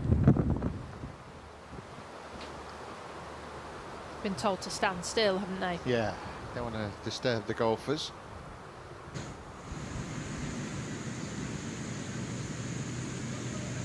Guseva to try and close the gap to 1 again. Oh, what a 3 that is. You won't see many of them at 16. Plays half a shot over its par. This one from left to right. She plotted away down this hole, set up an outside chance of birdie. She wasn't listening. She took that chance, makes her 3, gains on the field. Dagger now on her way to 15. Dad was very worried there, and that is why. 240 yards to the front. I think she was going for it. There's a penalty area down the left-hand side, and that's where Dagger's ball was heading. Ball was massively on the upslope, wasn't it? I think she was thinking, right, it's going to rock from left to right, and she's just hung it out on the left-hand side. Well, more news to give you from the golf course is that Guseva's not the only one that's got to 4 under par, because Alessandra Finale has done exactly the same as well. She started her round with 9 straight pars, but has just birdied the first. So 2 now at 4 under as we catch up again with the Zebras. Been doing a little bit of research into my Zebras. Every single one of them apparently has a unique stripe pattern. So no one knows for sure, but theory is that the stripes allow zebras to recognise one another. Got their own barcode, have they? Yeah. And apparently they can sleep standing, which I think is rather impressive as well. Well, do say you can sleep anywhere. It's for birdie, for Mahaffey at 7. Try and get back into that top 10. Left to right. Those last few holes, isn't it? I think she's played some great golf today, and it's just not giving her much coming home. I can hear the anguish in my voice, because you know I've been in that situation where you've grinded so hard, you've hit some great shots, and just need a bit of luck here or there. Maybe just get the odd putt to drop, get up and down, just to keep the momentum. And just looking like the energy's getting sucked out of Olivia Mahaffey's round now. It's finally. The course is biting back.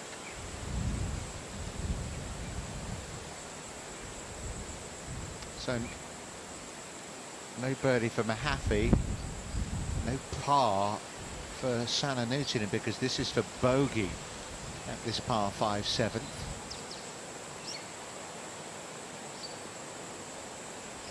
Have to take a penalty drop after going through the back of this green and into trouble with a second. That's a good 6 in the end. It's clutch. She's been the one that's holed those couple of putts between her and Mahaffey. It's only 459 yards, that hole, so go through the back. Well, the search begins. You would think a forlorn search for Diksha Dagger's ball. Yeah, because, you know, she hit a fairway wood there and it kind of just went straight left on her. The guy in green there is rather brave. You're just not sure what's in those bushes. Rather him than me. No wonder Diksha's not going in there. That ball was on the edge of the bunker, that 250-yard bunker, that meant it was just on the upslope and just hung it way left on her. Well, you can see Cara Gourlay's lead cut to 1 by Natalia Guseva and Alessandra Finale. They are impressive looking animals, aren't they, the zebras? The wildlife, all part of the mix at the magical Kenya Ladies Open.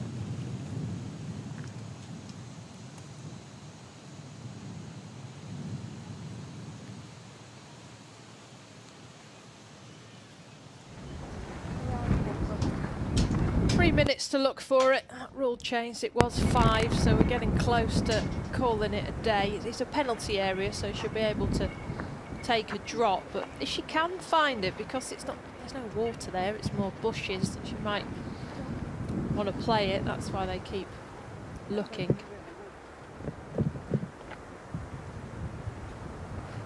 Diksha Dagger currently 1 over par for the tournament. She's 3 over par for her round.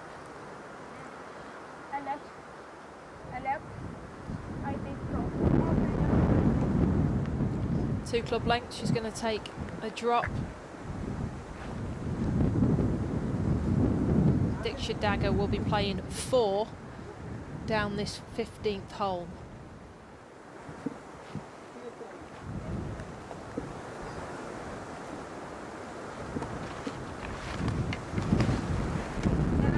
Cara Gourlay 5 under par. Natalia Guseva now 1 behind after that crucial birdie on 16. Annabelle Fuller, she did lay up with an iron. This is her 3rd shot, middle left pin. Needs to be careful of the bunker on the left hand side.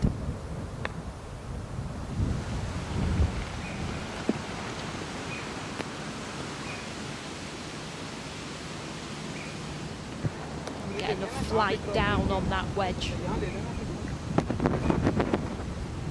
See all the dust flying up and she hit that shot. Wind is pumping back into the players' faces as we go back to Diksha Dagger. She's going to take her penalty drop.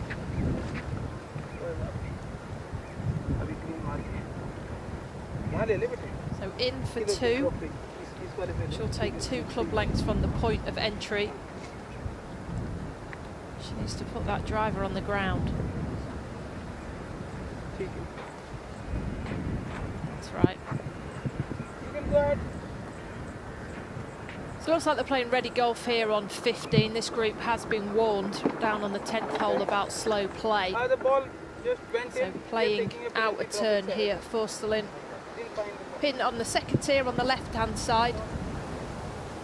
As I say, 4 from the left. So if you do try and keep this ball down and turn the club face, that bunker is in play. So you want to keep this 15 feet right of it. Any more will catch a slope and move further away from the hole. It's a really tucked flag here on 15.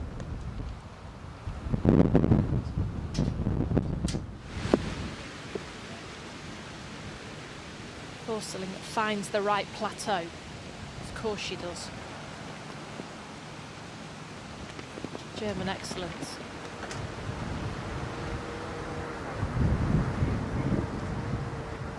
So finally, 4th shot for Diksha Dagger.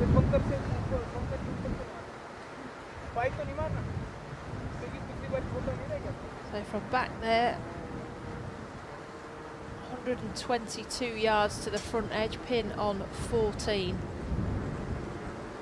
have to start it at it and draw it off it. Keep it right of this flag.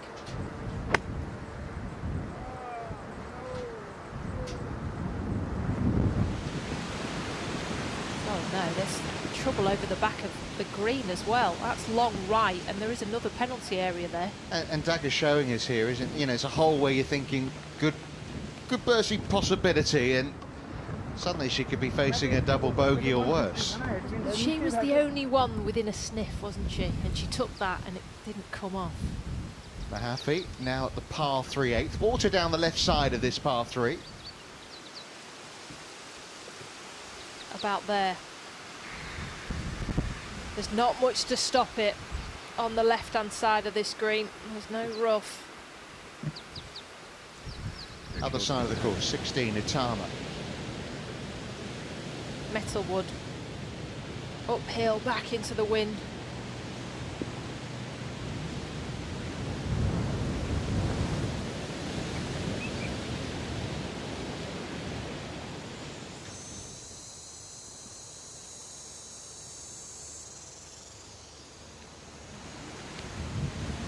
Well, it's great to be in Africa.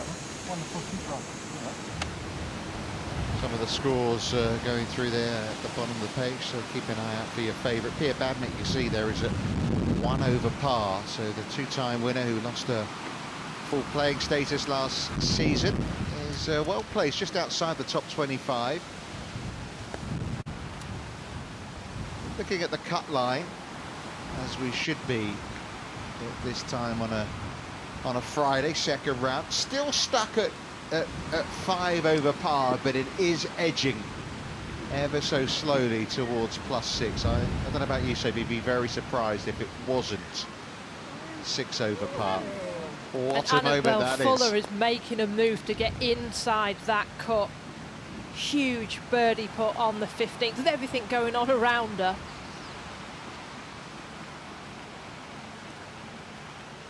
Diksha, do you want me to go?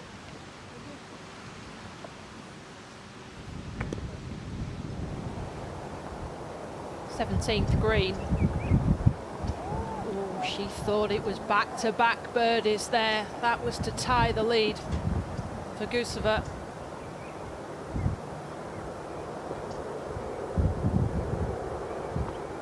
Well, she won on her last start. That was a Ladies European Tour Q School. She won that by 4 shots, did Guseva. Won Q School also, didn't she, Lexi Forsley? She was, yeah, co-medalist. Yeah, so she did win it, yeah. I'll take that.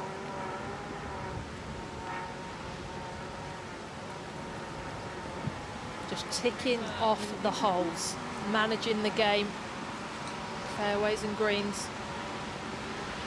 You need as little stress as possible out there. So much going on. Playing partners are getting into trouble. Wind's getting stronger. You're getting tireder. Well, it's interesting, actually. Again, there's not many bogey-free rounds out there. Finale is not dropped a shot today. And Shannon Tan, who we haven't seen yet, the new player from Singapore, only 19, she says she plays boring golf. And in a way, that's what you need round here.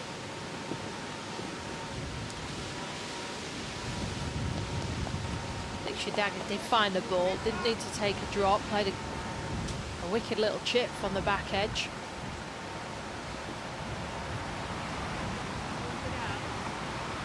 Look at that.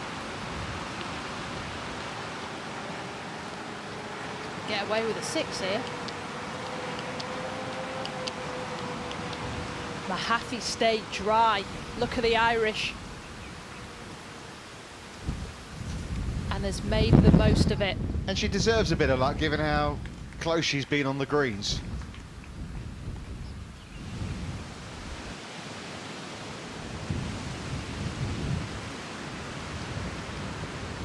Well, it's a 6. It's an eventful 6 for Diksha Dagger. She will fall to 2 over par. Could have been a lot worse. Also just avoided the water was Sanna Newtonen. Well, you can pitch this one quite a long way, more than you think, because you have the buffer of the wind coming right back into your face here. This 8th hole, only 139 yards. With such a lofted club, it just gets caught up in that wind. Pitch this a yard or 2 short. Oh, that was too full.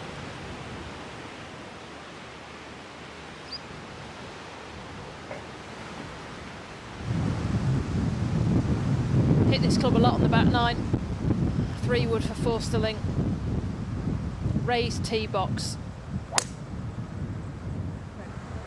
Left half of the fairway. Nice balance as well to that swing.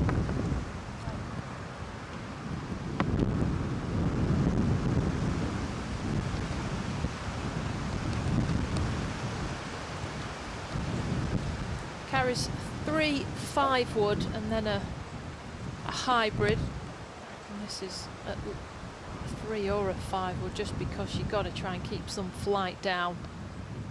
Play to the corner of this dog leg.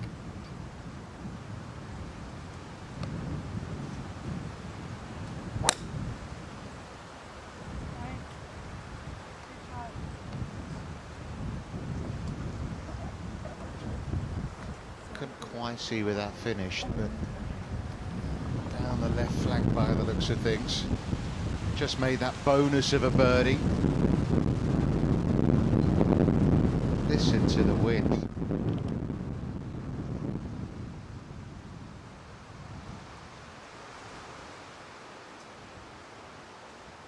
Just keeping to the strategy no matter what. Problem's not been the driver on the back nine.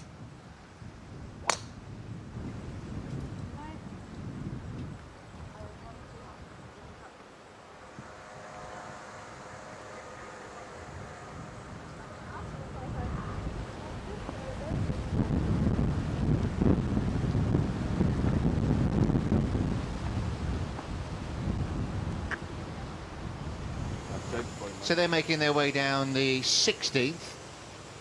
Natalia Guseva is heading down the 18th hole. Let's have a closer look at the closing hole around this Baobab course in Kenya. Sophie went there a couple of days ago.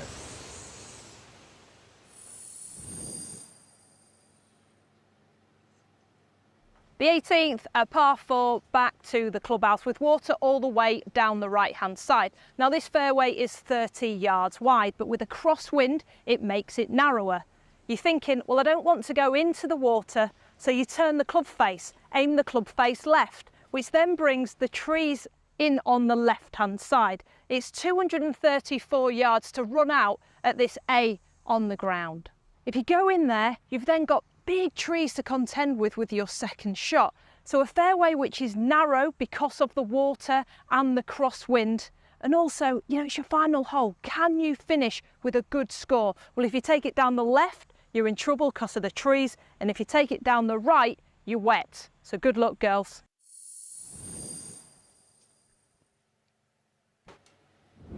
They don't need luck, particularly when you drive the ball like Guseva. This is part of her strength off the tee.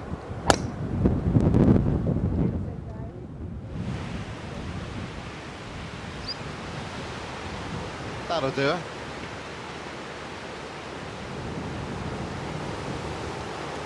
Hit that one quite far right. I don't think that was all of the strike, but it found the fairway. Well, Guseva got to 5 under par to join Cara Gourlay on that mark. Someone else has now joined the South African at 5 under par, and that is Alessandra Finale of Italy. A rookie last season on tour. The Italian has joined Gourlay there at the top. You'll notice that next to Natalia Guseva, there's no flag there, just white, because you can't have the Russian flag on the leaderboards because of IOC guidelines. It means as well that if Guseva was to play at the Olympics, which is quite likely, they have to compete as neutral athletes, so no flag, anthem or colours at the game. So that's why Guseva's not got her flag by her name.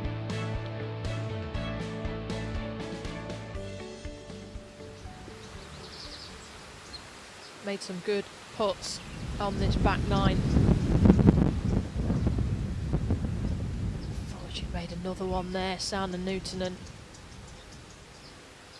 Her back nine, the front nine of this Baobab golf course. 8 and 9 have proved their steel, really. Look at this. It's head cover off the tee, head cover off for the second. And it is a par 4 It's a par 4. in name, which is why that 3 from Guseva was so impressive. She's gained a shot and a half on the field.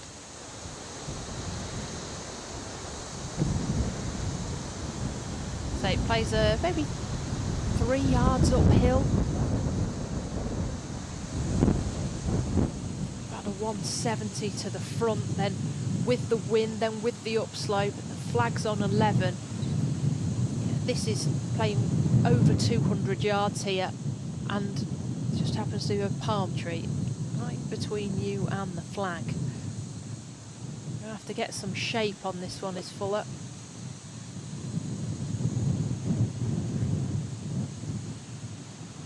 Just wonder which way she's going to go around.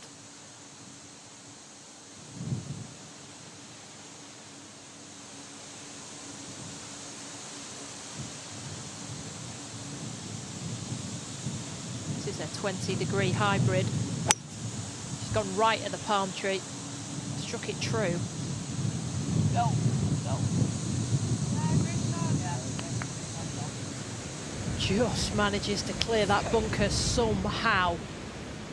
Well, that's a great result. She'd probably be as happy with that as she was at the putt on the last green. Second shot on 18, flag 28 on, 7 from the left. Keep your head up, this is heading left. Pin high, and have a ridge to come over there for the Russian. First inning now with her second at this tough 16th.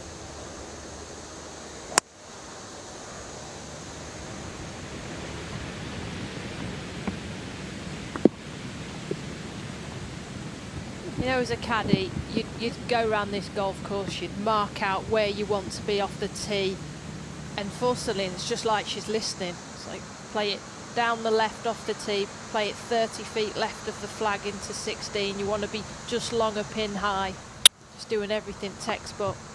Par 3 17th now with Utama. Good pin this. It is for Utama. Oh, what a great shot that is.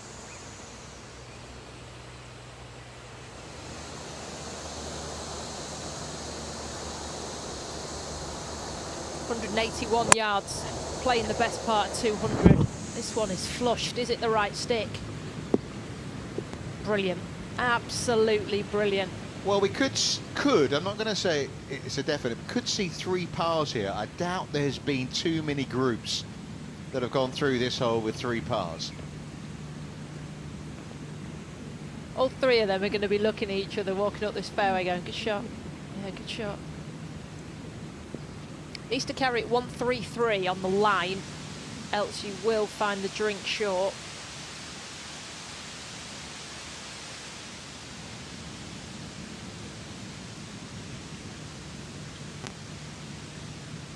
I'll tell you what, the golf quality we've seen over the last 15-20 minutes, given the conditions, fantastic. Another super shot there from Sarah Shelker.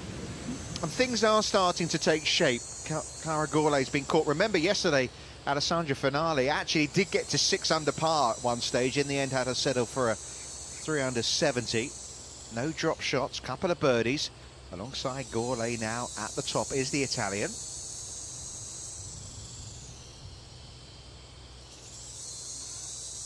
Ayaka Uehara, 4-year-old Japanese there at 3 under par. Shannon Tan. Tambellini, all 3 rookies. Shannon Tan's only 19. Yeah, I know. But, I mean, what I don't like about afternoons is that when you tee off at 12:54, for example, like we did today, you can't have lunch. Yes, so you're like trying to eat snacks all the time, but you're actually starving. Yeah, see, I understand that. You know, that would be something. That, you know how I like my meal times and don't like to miss them. Never. No. Your life revolves around food. So I mean, she's got a point. You know, you tee off at 12:54. You need to practice warm up, so you've got to get going with that by midday. If you've got a late tea time, you don't want to get up too early, so you've got to have breakfast. You know, a decentish kind of time. So you You think you're snacking all day? Athletes care about sleep, food, performance, and themselves. There's 4 key things. And the last thing you need when you're, it's sapping out there as well, with the heat, the wind buffeting around your ears, you need all the energy you can get playing a golf course like this in these conditions. Yeah, and I think that's kind of what Lexi's talking about. She's looking at a watch now, 10 to 5 here in Kenya, and if you're an early bird, for instance, you almost needed 2 meals before going out there. They'll be heading to the Sundowner pretty quickly after this round to get themselves booked in for an early dinner. First up, this beast of a golf hole. You'd think the first phase is done, really. Let's see if Fuller can get this one close, coming from right to left. Sit down.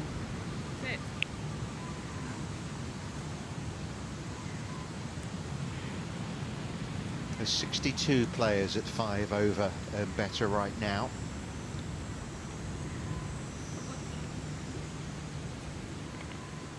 Yeah, that's where you're thinking, what have I just done? Yeah. Thinking, oh, you're so stupid. You've just hit 2 cracking shots there. Got myself back inside the cut line, and now I've got a 5-footer to stay there. Welcome to pro golf, Annabelle. I mean, you do. You don't get checks nowadays, do you? It just gets sent through, but you want that first check, don't you? Well, Tuesdays, getting the text message Can you coming shift the through. marker to this side? Do you remember what your first one was? It was a good one. It was about 7,000. Nice. Yeah, Tenerife. Nice, not, you don't want to be asking mum and dad for money forever, do you?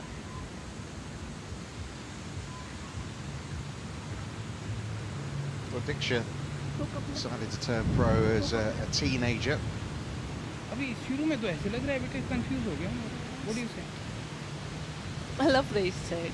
It's out of one language to the other, isn't it? Yeah, flip-flop. Ask Fuller to move the ball marker, which suggests it's going to be some left to right at the end.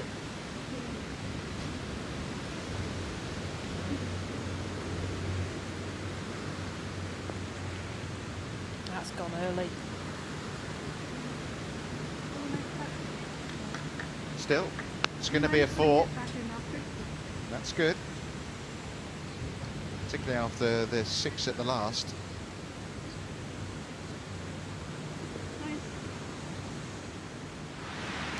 Up at 18, just got caught up in this swell, Guseva, so needs to get up and down to avoid a drop shot. Do you know what? She's played one there. Just laid the face wide open. I mean, it does help that she was back into the wind, but that was sublime. This one will be slower. Does funnel back towards the hole from left and right, but more about the pace than the direction here.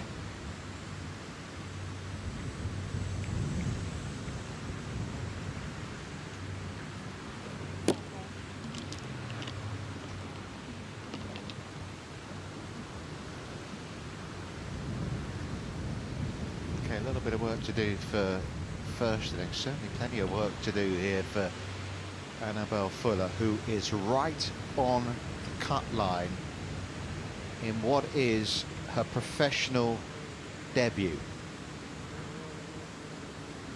I mean, this is pressure already right at the start of your pro career.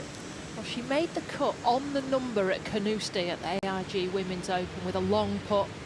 Didn't take much time over that one, but stayed high. So she's been in this situation before where she needs to make a big putt to make a weekend, but never as a professional. Yeah, I still think 6 over has a really good chance of being here. She may not know that or may not think that. Guseva for the second best 36-hole score of the week so far. Thank you so much. And that is an excellent second round. Had 3 bogeys in there, but around a 70 does equal the best score of the day. She's within 1.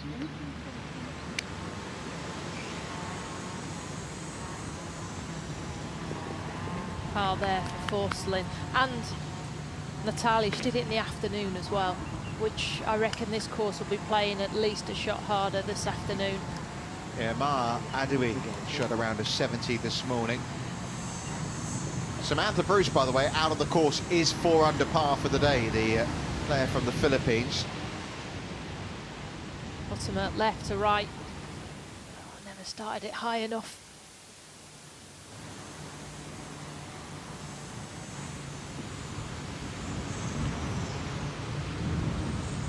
Pity.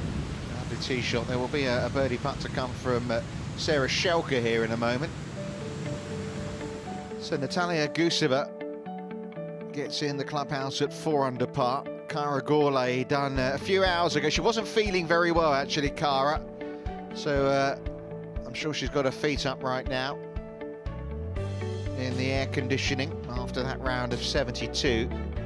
Lot of rookies, aren't there, in that top 6. In fact, Alessandra Finale is the odd one out, really, isn't she? She's the only non-rookie in that top 6 on the leaderboard. I mean, so much experience, a whole year on the Ladies European Tour. Yeah. Pia Babnik with a 1 under par round of 72. Sorry to keep highlighting, if you like, but she's still a very young player who's hopefully coming through a bad patch. Leanne Playson and Bronte Law, 2 of the experienced players in the field, lurking at 1 over par. Megan McLaren did get it a couple under, but dropped 3 shots around the turn. There's Manon de Roy, another of the LET champions in the field. And I think those 3 players you just mentioned in a row, we're only halfway through this event. Keep an eye on them moving in the right direction. Currently tied for 70th. 36 holes left to play. Schelke back up the hill for a 2 on 17. So she moves to 2 over par. Here is Alessandra Finale, 153 yards, downwind, 4th hole.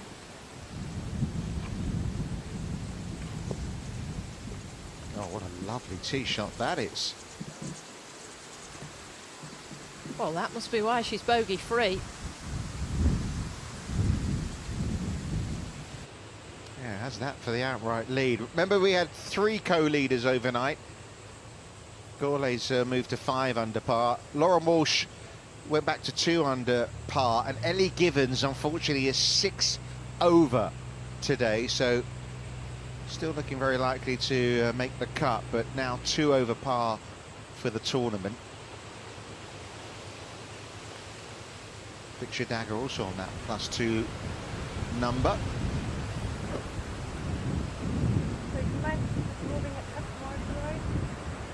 The pin's on the right-hand side here, so Forslin is hitting over our cameraman's head. Now, you can decide to flight one in here. It looks like she's taking more club and hitting it high and just using that wind. It is into her face from about 2 o'clock for this right flag. 7 iron.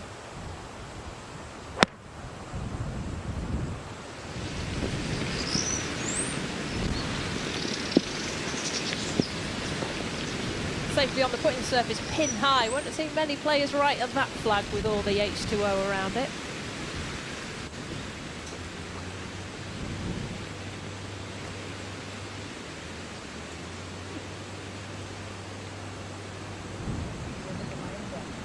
The wind will hurt for the left-hander.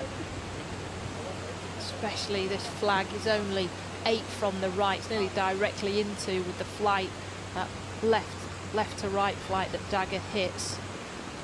Must get all of this.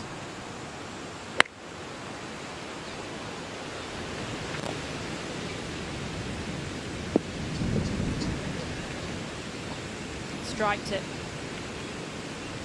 So important to stay in the golf shot, especially when it's this windy.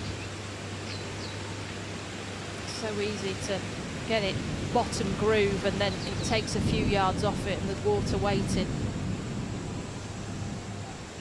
Well, a big couple of holes coming up for the rookie English player.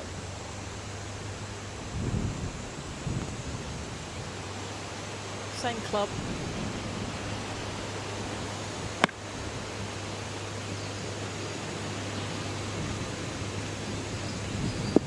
Oh, that is majestic. Well, I think that gives you a little insight into the mentality of Annabelle Fuller there. Competitive much. Megan McLaren, who played on teams with Annabelle Fuller on 5-3. Did they play in the same Curtis Cup? Because Annabelle's played in 3. Yeah, we're close, aren't we? Yeah. Megan's been one of those winning Curtis Cup teams. Mahaffey's due to hole one. Don't think that's him. Oh, it is him. There you go. In no mood to cheer it. Did go in, didn't it? The caddy was in the way. I'm not sure, to be honest there.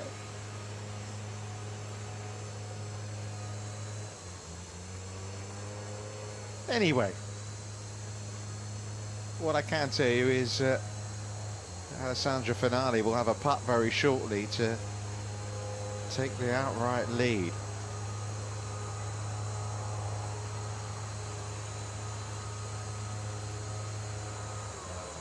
Said she was a bit anxious heading out yesterday, first week of the year, but I think those anxieties have left her right now.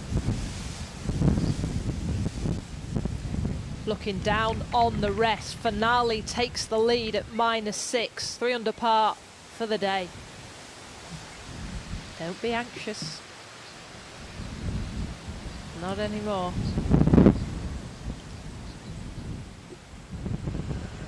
There's the Indian Ocean. That's how close we are to the coastline on this PGA Baobab course.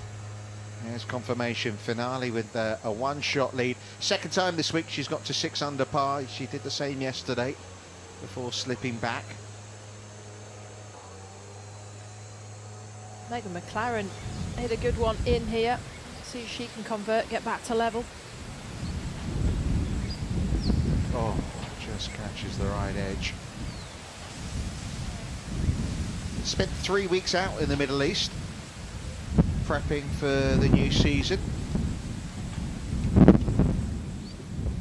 Just wanted like that little cushion, that one in the bag there, moving to the 5th hole with it being the hardest on the course. It's like that would have been nice. I would have just let me play that 5th a little freer.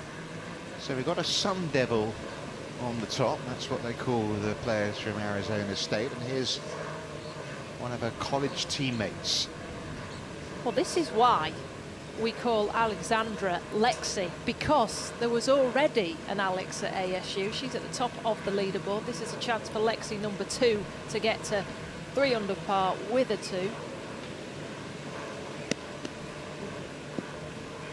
Yeah, because both their surnames begin with F as well. So you could have had Alex F, and it just, so this Alessandra went as Lexi. And nobody calls Alexandra Lexi in Germany.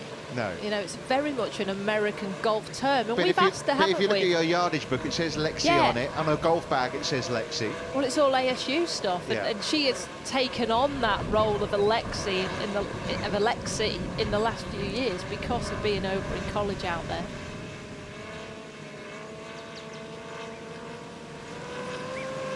Edging its way from left to right, this one for Daggett. Just a touch. First birdie of her back 9. So only 2 birdies today. wind's getting stronger, if anything. And just to remind you, it's the top 60 and tied that make the cut at the weekend. At the moment, we've got exactly 61 players at 5 over par. We could have 62 in a moment if this one goes in from Annabelle Fuller. She's just seen a playing partner forcing from the other side. It didn't move as much. So I think this is inside the hole. It will go, maybe it's going to go a bit left to right, but not much. With the wind affecting at all? Straight back into her face. It's just going to... Oh, pulled it. Pulled it. It's just all about the pressure, isn't it? Trying to... In your professional, Debbie, you can understand it. Yeah, it's got a gust as well just before she was about to pull the trigger. She is quite quick and decisive once she's over the ball. Just caught the left edge. It's in for the par. 6 over may do it, 5 over would guarantee it. It won't be in her hands should she finish at 6 over par. Meanwhile, at the other end of the leaderboard, it's the Italian from Marco Simone Golf Club. That's where she's attached. Alessandra Finale hosted the Ryder Cup last year. Leads by 1.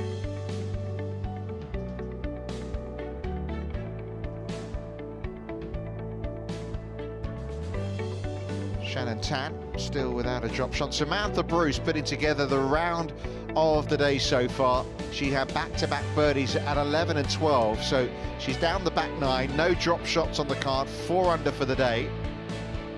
Impressive stuff indeed. 77 in the end from Olivia Mahaffey today. So she's in that group at 1 over par. Bronte Law also on that mark. My Adwi with that 70 this morning, which was matched this afternoon by Natalia Guseva. Well, we saw Leanne Pace made the cut, and Lise Cordell. Both got married in South Africa just a few weeks ago.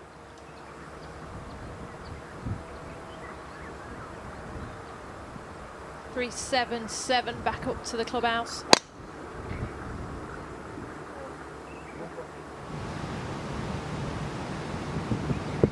If you're in for the situation here, if someone said to you, you can take a 4 now, would you take it?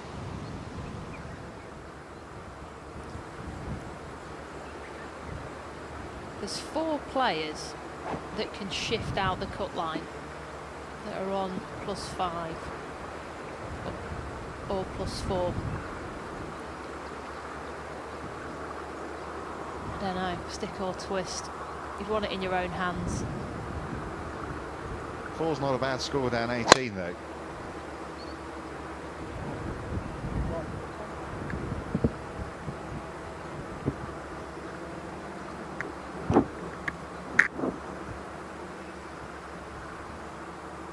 There's only been 5 birdies on 18. Yeah, I don't think it's that difficult to make a 4, but with a back pin it's hard to make a 3, so here we go. You don't get given stuff at golf, you have to play it. So over to you, Fuller.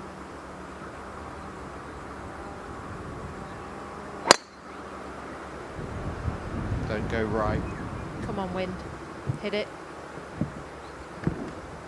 Big bounce, was out the rocks, and it's got wet. That sinking feeling for Annabelle Fuller. All that work over the last 2 days. Thought she might have got a little bit of a break there when it bounced up off the rocks. Yeah, maybe learning the hard way.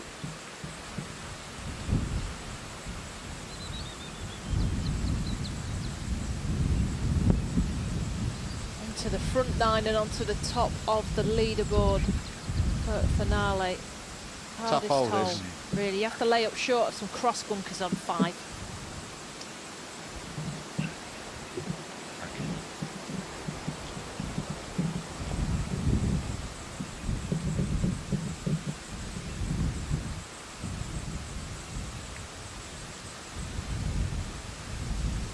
Up on the 18th, Sarah Shelker.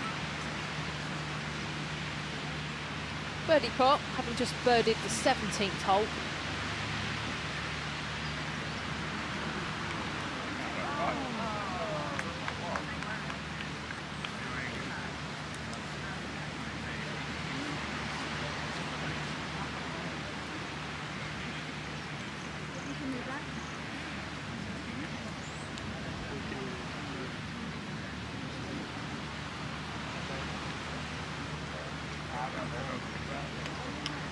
Well, the stroke average yesterday on day one was over par, 75.8, so it was nearly a couple of shots over par. I reckon it's at least the 2 shots this afternoon. A much harder day, day 2.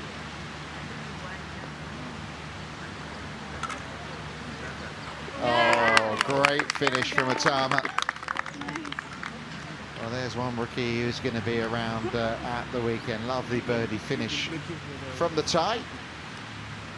And a 1 under par back 9. That's a grind out there. Out in 39. You know, things could have gone the wrong way after that bogey on 10. Dug deep, dug really deep. Yeah, now Chisa will be among the contenders this weekend at 1 under par. That's in a share of 11th place right now.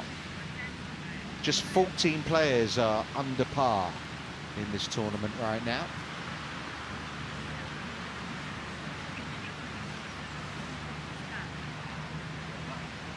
Unfortunately for Sophie Vitt, a tough week. She had conjunctivitis. That's affected her in yesterday's opening round, which is why she is going to miss the cut.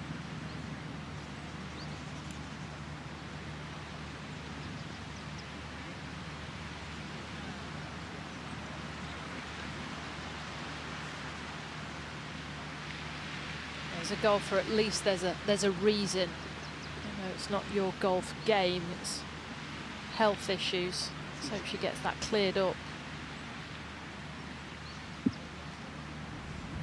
Went in at that bridge, didn't it? That's exactly where it went in. So watching it on the television. Oh, it landed. Yeah, but where? Bounced onto the rock. Yeah. Yeah, he saw it. Schalke hopefully just tapping in here at 18.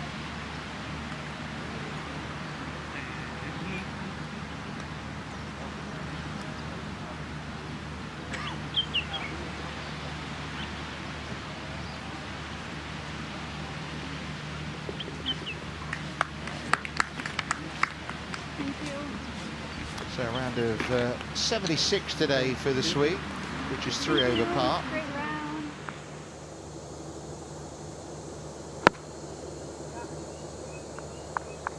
First look at Shannon Tan, found the bunker at 16. 161 yards pin there.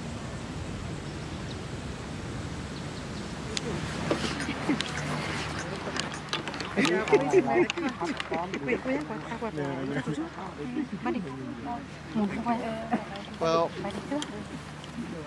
a tough place to come and play your first professional event. Might not think it now, but you look back at last year, you know, Johanna Gustafsson missed the cut by a mile here last year, ended up as the Players' Player of the Year. Trisha Chinglab opened up with a 77 here, ended up as the #1 player on the rankings. You just don't know what the year will bring, and you look at Diksha Dagger, the way she started the year as well. Didn't have a top 35 until the middle of May. I mean, ended up 3rd on the rankings and had her best year of her career so far. Final shot of the day, the full one that is. Back left pin. 6 iron.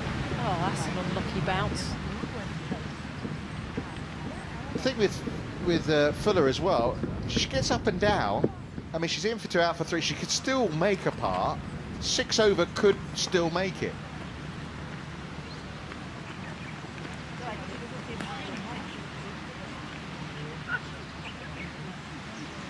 That there for par for finale, the tough 5th hole. Just have to use that right to left wind here. Play into the middle of the green so you'll miss the tree. You can take it on the right edge. It is strong, this wind at the moment.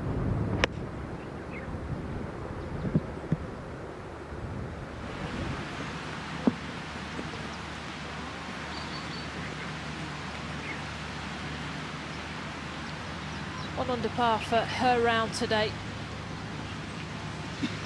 So needs to get down in 2 from here.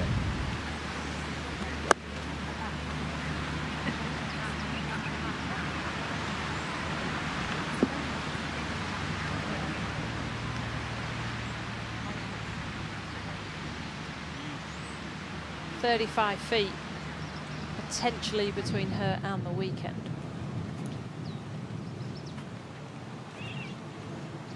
First inning close to finishing. Finale. No drop shots today, just to keep it that way.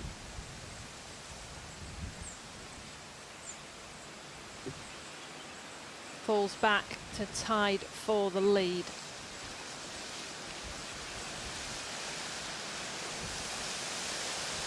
Yeah, was a rookie last year, but the closest she's come to winning on the Ladies European Tour was in her national championship as an amateur. Lost in a playoff at the Italian Open.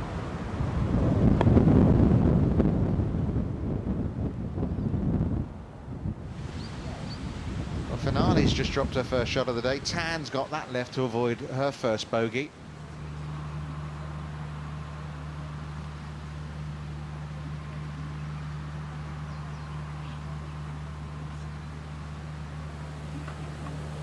Oh, what a great finish.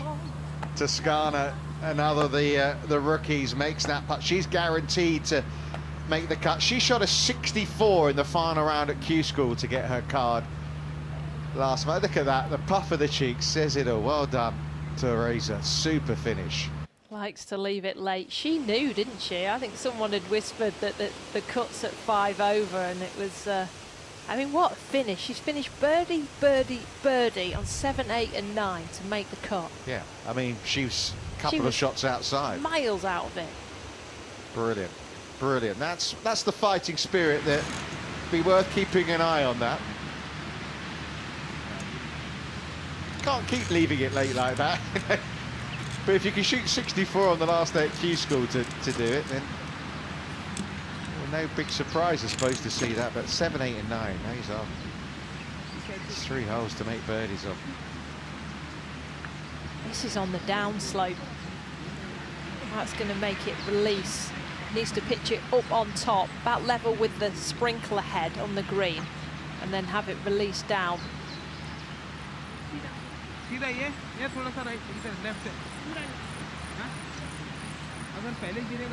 See how much check she can get from it. That angle of descent down.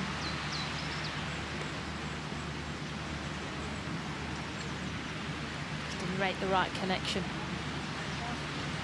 Was hard.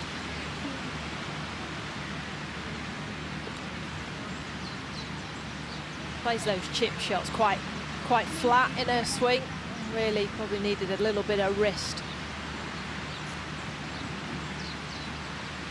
Quite get it steep enough, couldn't get into the back of the ball.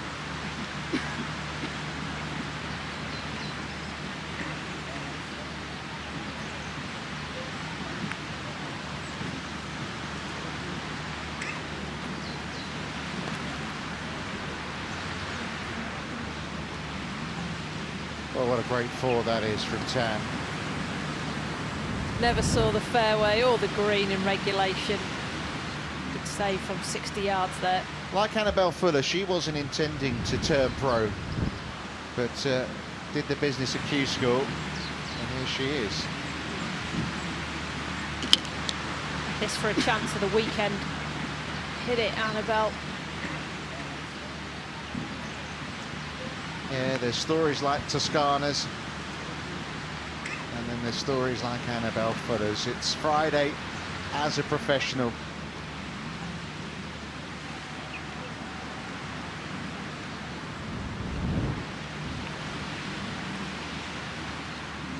Years ago, they used to have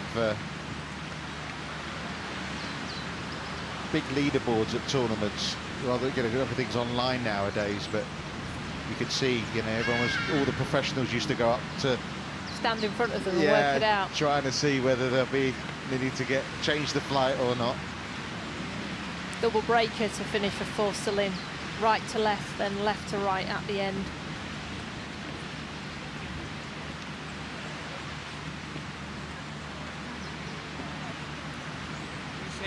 So as it stands, Alexi Fürsteling will be 3 back heading into the weekend. Let's just remind ourselves, she has won 2 of her last 6 Ladies European Tour starts.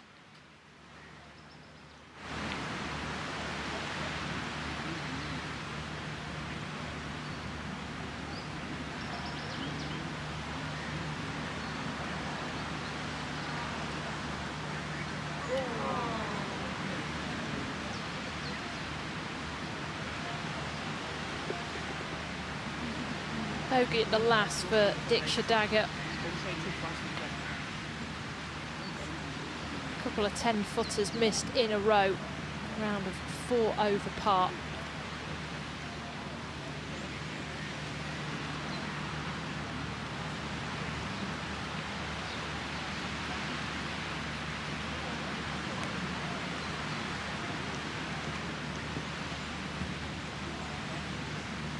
And in those tournaments that she won and all those performances, she had 16 out of 20 rounds under par. Yesterday, Forsling was under par. This for another under par round to keep the run going. She's lurking. First inning right on the heels of the leaders. A couple of rounds of 72 from her.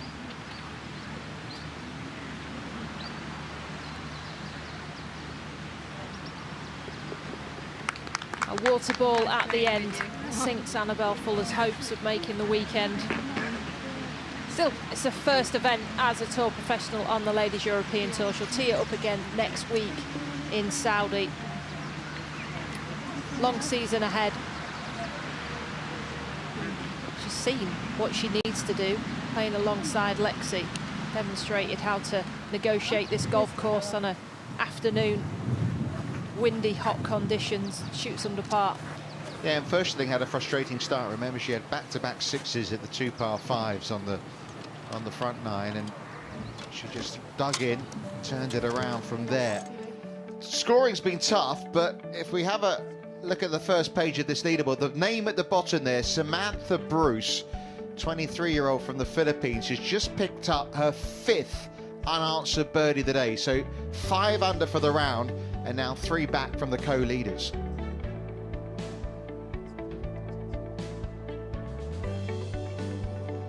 That's some performance, isn't it?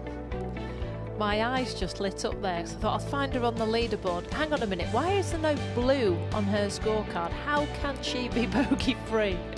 What course are you playing? Yeah, player from the Philippines, player from Singapore, likewise bogey free right now. Here she is, Shannon Tan. Oh. I was going to say, it's got to be left. Just a missed strike with that 7-iron. Misses left though. Water 180 degrees around the right-hand side of that 17th.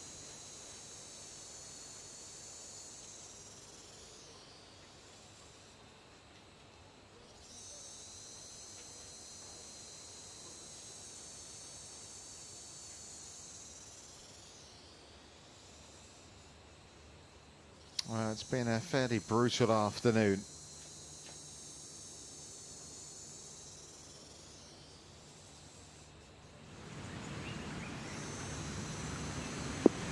Well, we're talking about Samantha Bruce. There she is. Not a bad position to have left herself.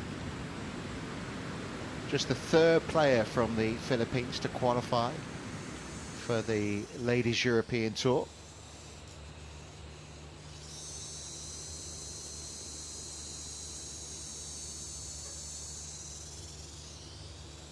Does look impressive, doesn't it, up high, this golf course. Great shots.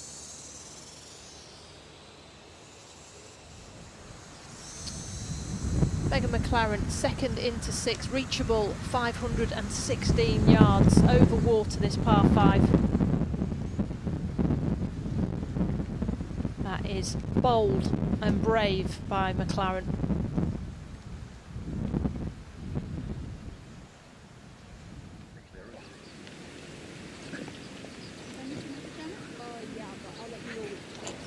It's the 17th green, Nicole Garcia just marking her ball there. South African currently at 3 over par. She's got a wager with Kirsten Rudgley, who's going to shoot the low score of the day. So Kirsten's at level par, and I liked that. I like that little side bet to get your mind away from all the bad conditions or whatever, and what you're trying to do in terms of the bigger picture. Just to have that little focus on Right, okay, well, Rudgley's from Perth, warm, windy conditions. That's a good person to try and put yourself up against. A lot of the players are coming here rusty. Shannon Tan has played the last couple of weeks in Australia and played pretty well, finished top 10 in those 2 events as well. Just turned pro, so she's now had a couple of professional events, a couple of checks have arrived. She'll come back at the end. Oh, what a great try. Yeah, she finished 8th last week at the Vic Open and 2nd on her pro debut at the Players Series Murray River. And in fact, she was the leading lady in that event. It was a mixed event, which Kazumi Kobori won. So he's up there again. He's already won twice this year as Momoka's brother. Well, the only thing Han needs to worry about, you'd say, is tiredness, getting the flight from Melbourne over to Kenya. Vic Open finished last week. Well, we mentioned that Tambellini is right in amongst the leaders. Unfortunately, her compatriot, also rookie this year, Elena Moosman, who we've seen a fair few times playing at the Swiss Ladies Open and done well as well. Unfortunately, not going to make the weekend. Well, the Swiss players were your picks, weren't they, for the rookies on the Ladies European Tour podcast? Myself and Richard featured on it. And I believe Nicola, who works for the Ladies European Tour, might have picked Shannon Tan, sorry, yeah. Just to stay at 3 over.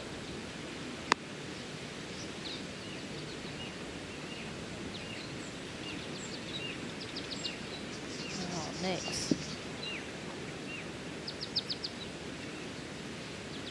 4 over. Cuts 5 over, 1 to play. And if you remember rightly, you know, Nicole, we know, loves the Aramco Team Series events. Shannon Tan played in the Aramco Team Series event in Singapore, but as one of the amateurs playing with the professionals. So here she is, what was it, 11 months later. Yeah, hang on a minute, I recognise you. But she was a decent amateur, Tam. Actually gaining shots now, isn't she? She's now just off scratch, not off a plus handicap. Yeah. Finale's laid up on the par 5, just pitching in on 6. Never easy to get it to a back tier when it's downwind. You think if I pitch it on that high point, don't want to be beyond it, so she's left herself the uphill putt.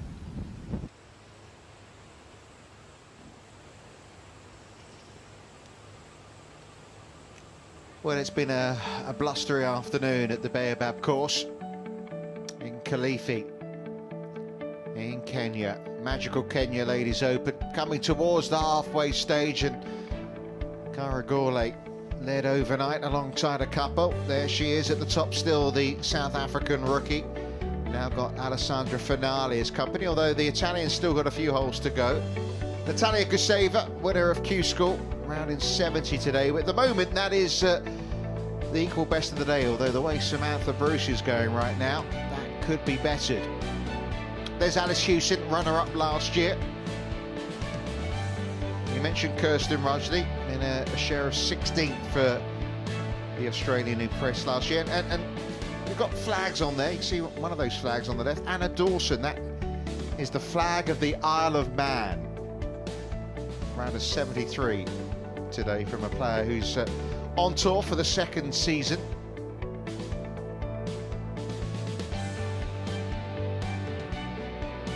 Camille Chevalier had it going earlier on, but at 1 over par now.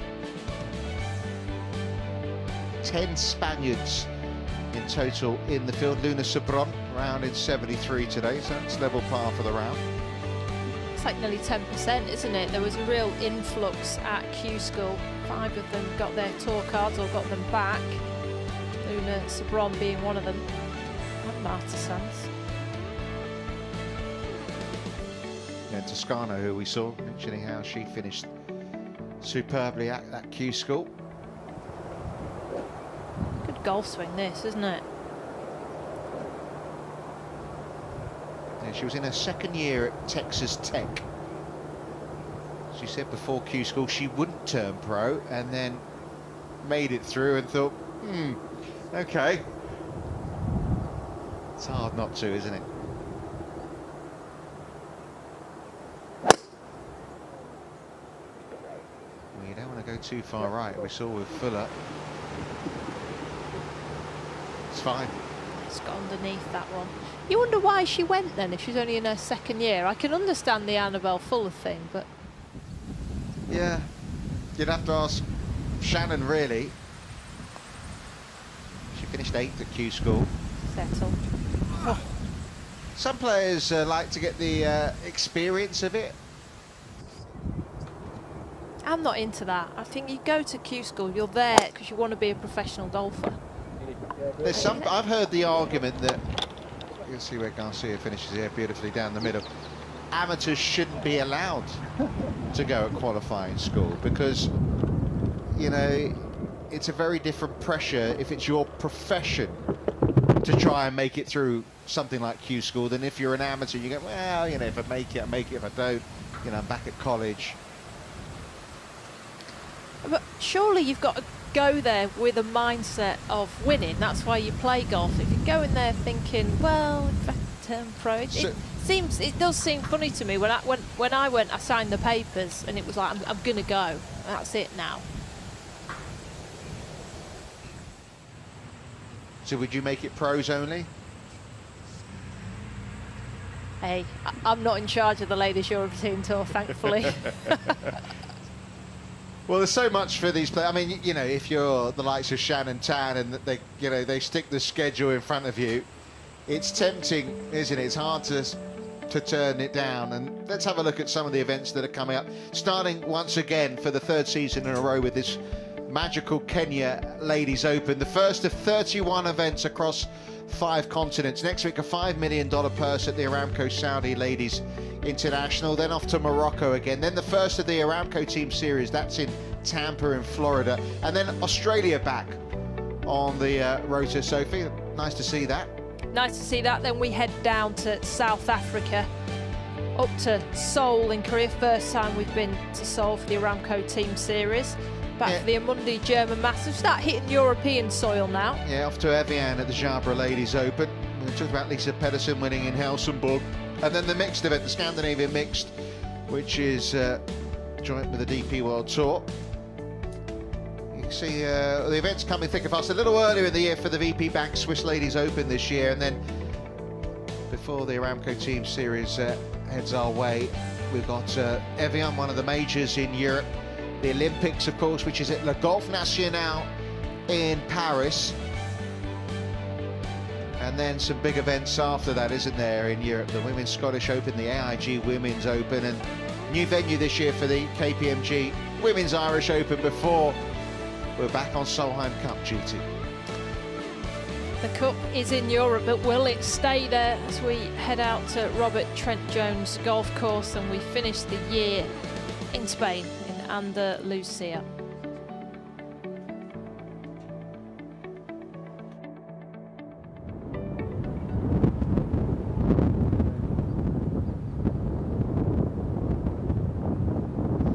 There's no sign of that wind dropping, is there? It's still howling at 5:30 here. Right, the pin's good. Flag 7 left, pin high right. You've got 12, 13 yards to the right of it. And that's the edge of the green, really, with this wind direction. See the white sign to the right of the pin, that's where you want to finish this golf ball.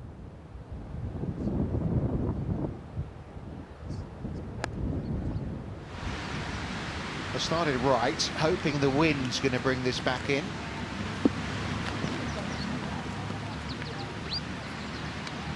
Well, 2 putts from there, and it's a rare bogey-free round.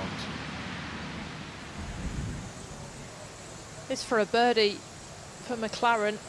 Oh, pushed it. Oh, how frustrating is that? On the green in 2, 3 jab it. We saw a miss a putt on the par 3 4th as well. That was a good try that's missed, so they're not going in for McLaren. Mooseman into the last.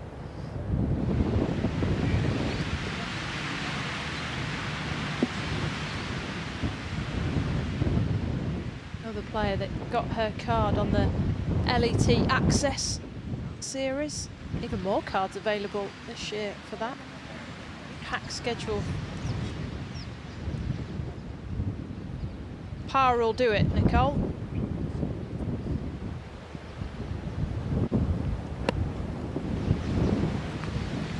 Just tweaked it on that wind. And yeah, she can afford maybe, not that she wants one, she can afford a drop shot. 5 over is sticking. 61 players now 5 over better. So Dorota Zalewska, who is the first Polish player to be on the Ladies European Tour, made a triple bogey 7 at 14 and has dropped to 5 over par, so she's right on the cut line now. Those are the players who are 3 under par and better. I mentioned Moosman, Swiss, coming through the Axis series. Round in 71, her compatriot Tambellini. And we just saw Natalia Guseva finishing off with a round of 70. And the Russian's been speaking with Edgar Morse. So congratulations, a round of 3 under out there today and a good position overall as well. How do you reflect on your start here? I would say pretty good. You know, I'm taking here hole by hole because it's so much wind and it's such a difficult condition for us, you know, playing in winter, but actually in summer. So it's pretty hot out there. I'm just trying to, you know, stay in the moment and, you know, get out there and have fun and enjoy myself. So. Yeah, I mean, just looking at your scorecard, it's bogey, then a birdie, then a par, a bit of everything out there, and that's just how this golf course is, isn't it? Oh yeah, definitely. This is, you know, a very tight golf course, very unpredictable greens, and you just gotta be really at the moment and don't let yourself down, and just trust yourself, trust your game and your instincts, and yeah, and get going. You came here after winning Q School. So obviously that must have been a huge confidence boost coming into this season. So how did you set your expectations? You know, every tournament I'm coming, I'm trying to do my best, and for sure my best is winning.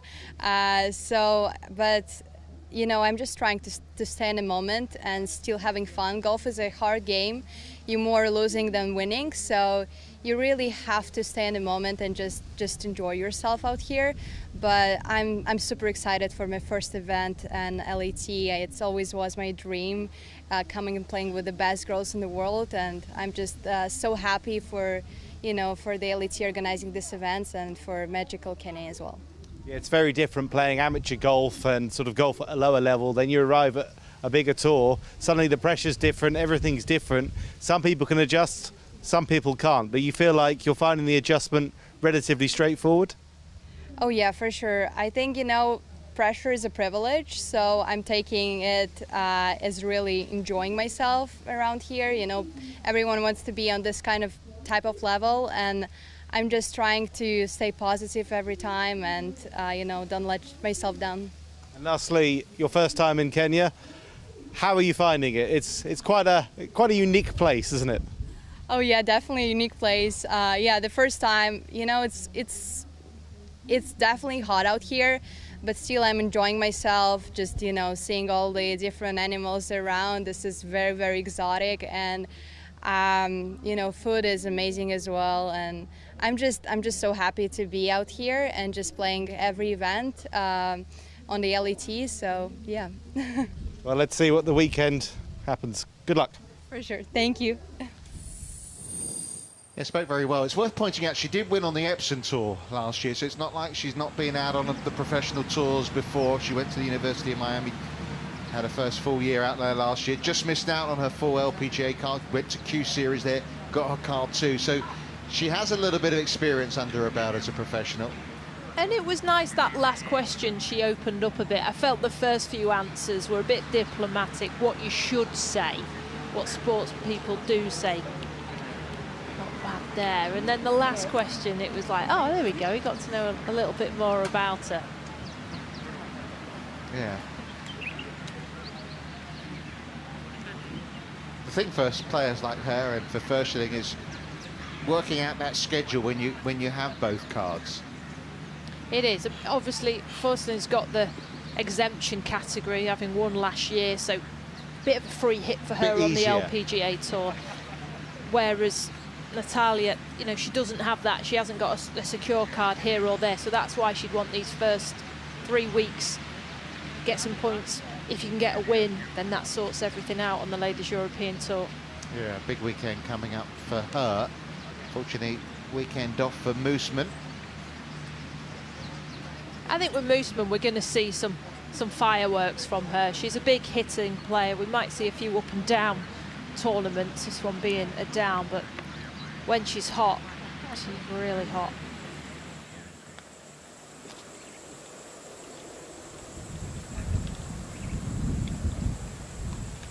Maybe not as tight in as you would like there for finale, but the Italian does have a birdie putt to come. This for par for Nicole Garcia. Good chip, really good chip to get it this close. A right edge putt remains for Garcia. Bogeyed 17, doesn't want to finish with a bogey on 18.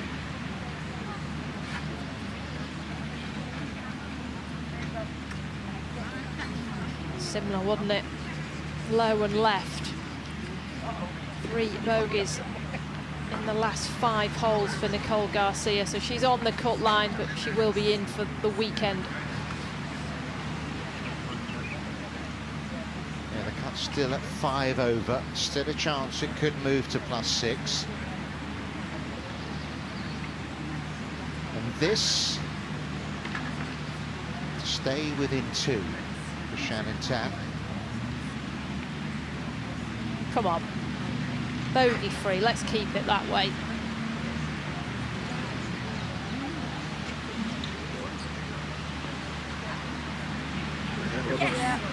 What an excellent couple of days that has been for the teenager from Singapore.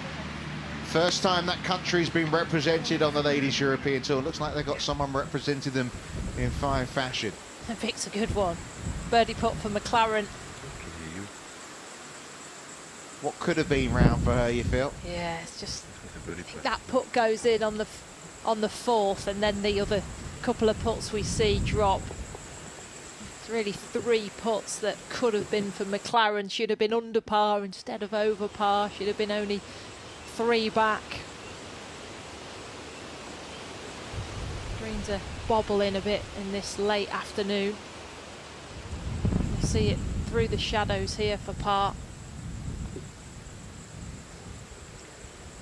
Moving everywhere, aren't they?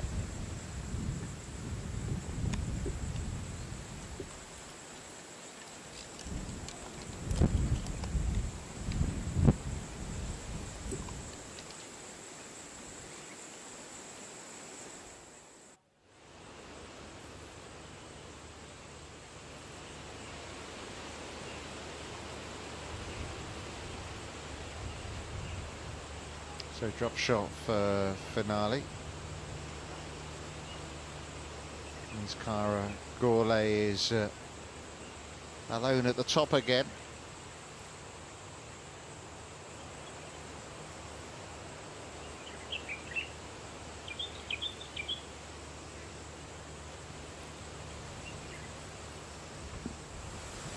Over to the 8th we go.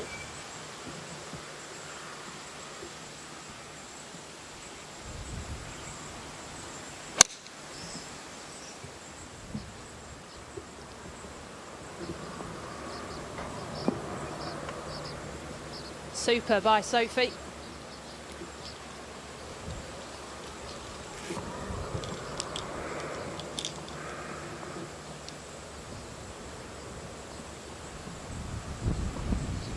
...148 yards, this wind right to left. There's a false front, so there's a minimum carry of 141 yards. If you spray this up into the wind on the right with that 7-iron.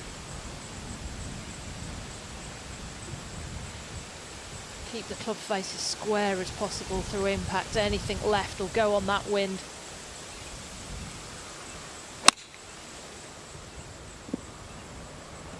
Flipped it. Splash. Wet for McLaren. Oh, it's typical, isn't it? You miss the chances and then you do that. Golf can be cruel sometimes. Let's get another ball out. You're on the inside because you want to hit it out to the right, and then you go too much on the inside and you just flip. 8 iron here for Finale.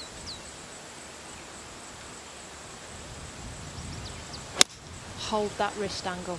Keep that ball out down the right hand side.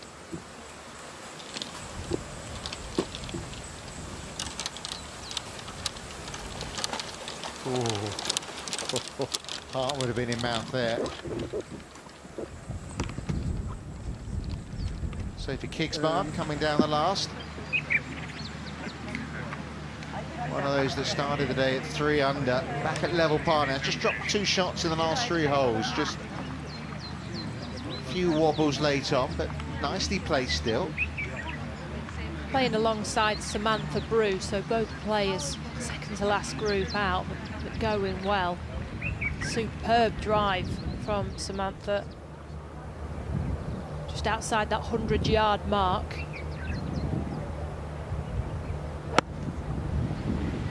Trying to hold one from left to right into this right to left wind. That is a cracker.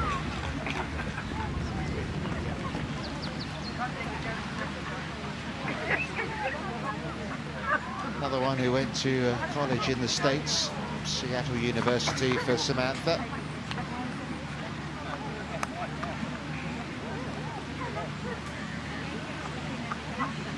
We've got a few good rookies out there, haven't we?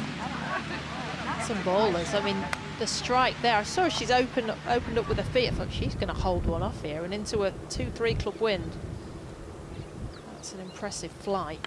McLaren, like you said, maybe those missed putts just caught up on her and wet, so she'll be playing 3. We were talking about her, you know, holding those couple of putts, being 2 back, looking up at the weekend, thinking final few groups, and suddenly now she's got to get up and down. So only be 2 over.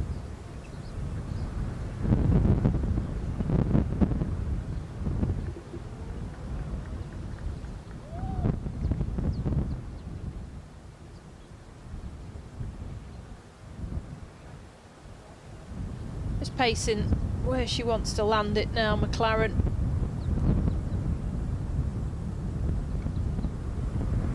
And then from there, how the ball will roll on the green. To the right-hand side, Finale's not in the penalty area. She isn't taking a penalty drop.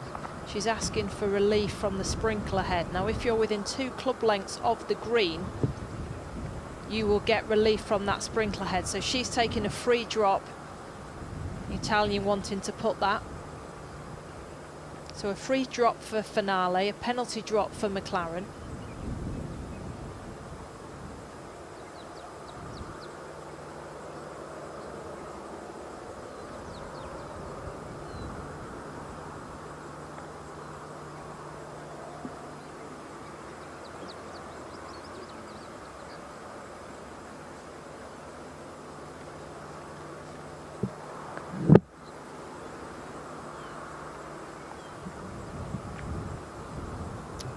Well, the heat, the wind can all get to you.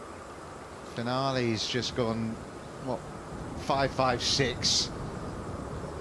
She's only just avoided the water here. Yesterday, same thing happened to her, didn't she? She got to 6 under and ended up shooting a round of 70. She's got to 6 under again, taking another couple of steps back.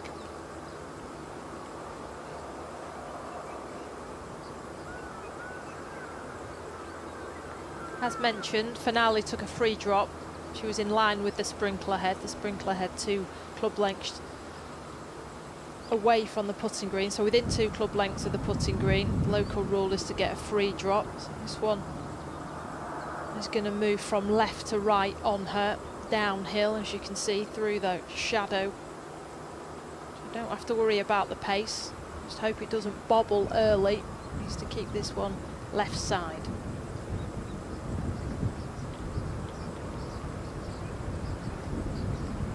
Well, Finale should hopefully make the par.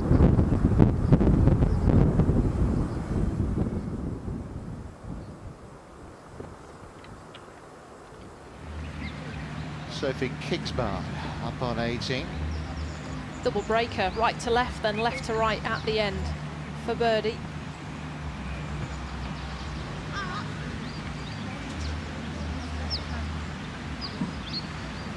Three times a winner she was.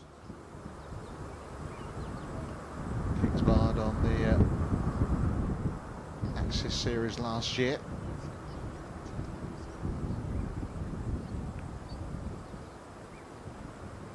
That's not dead.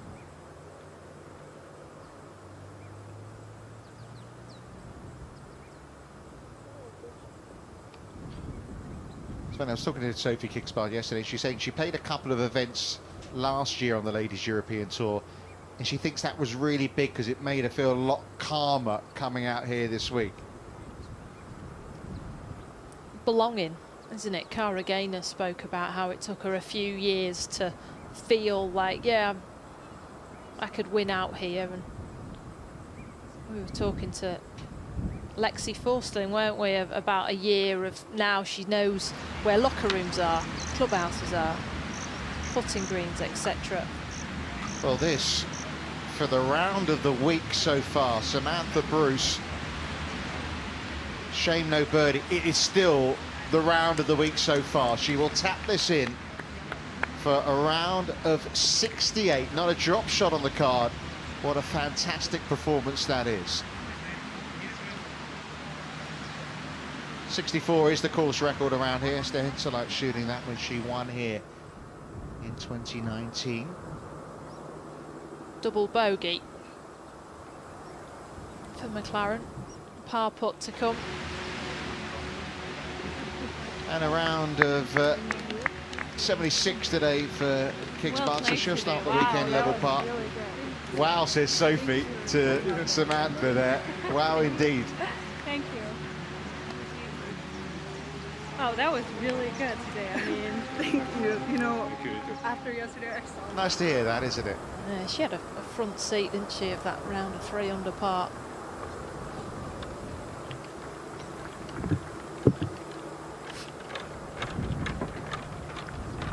Par save for Finale.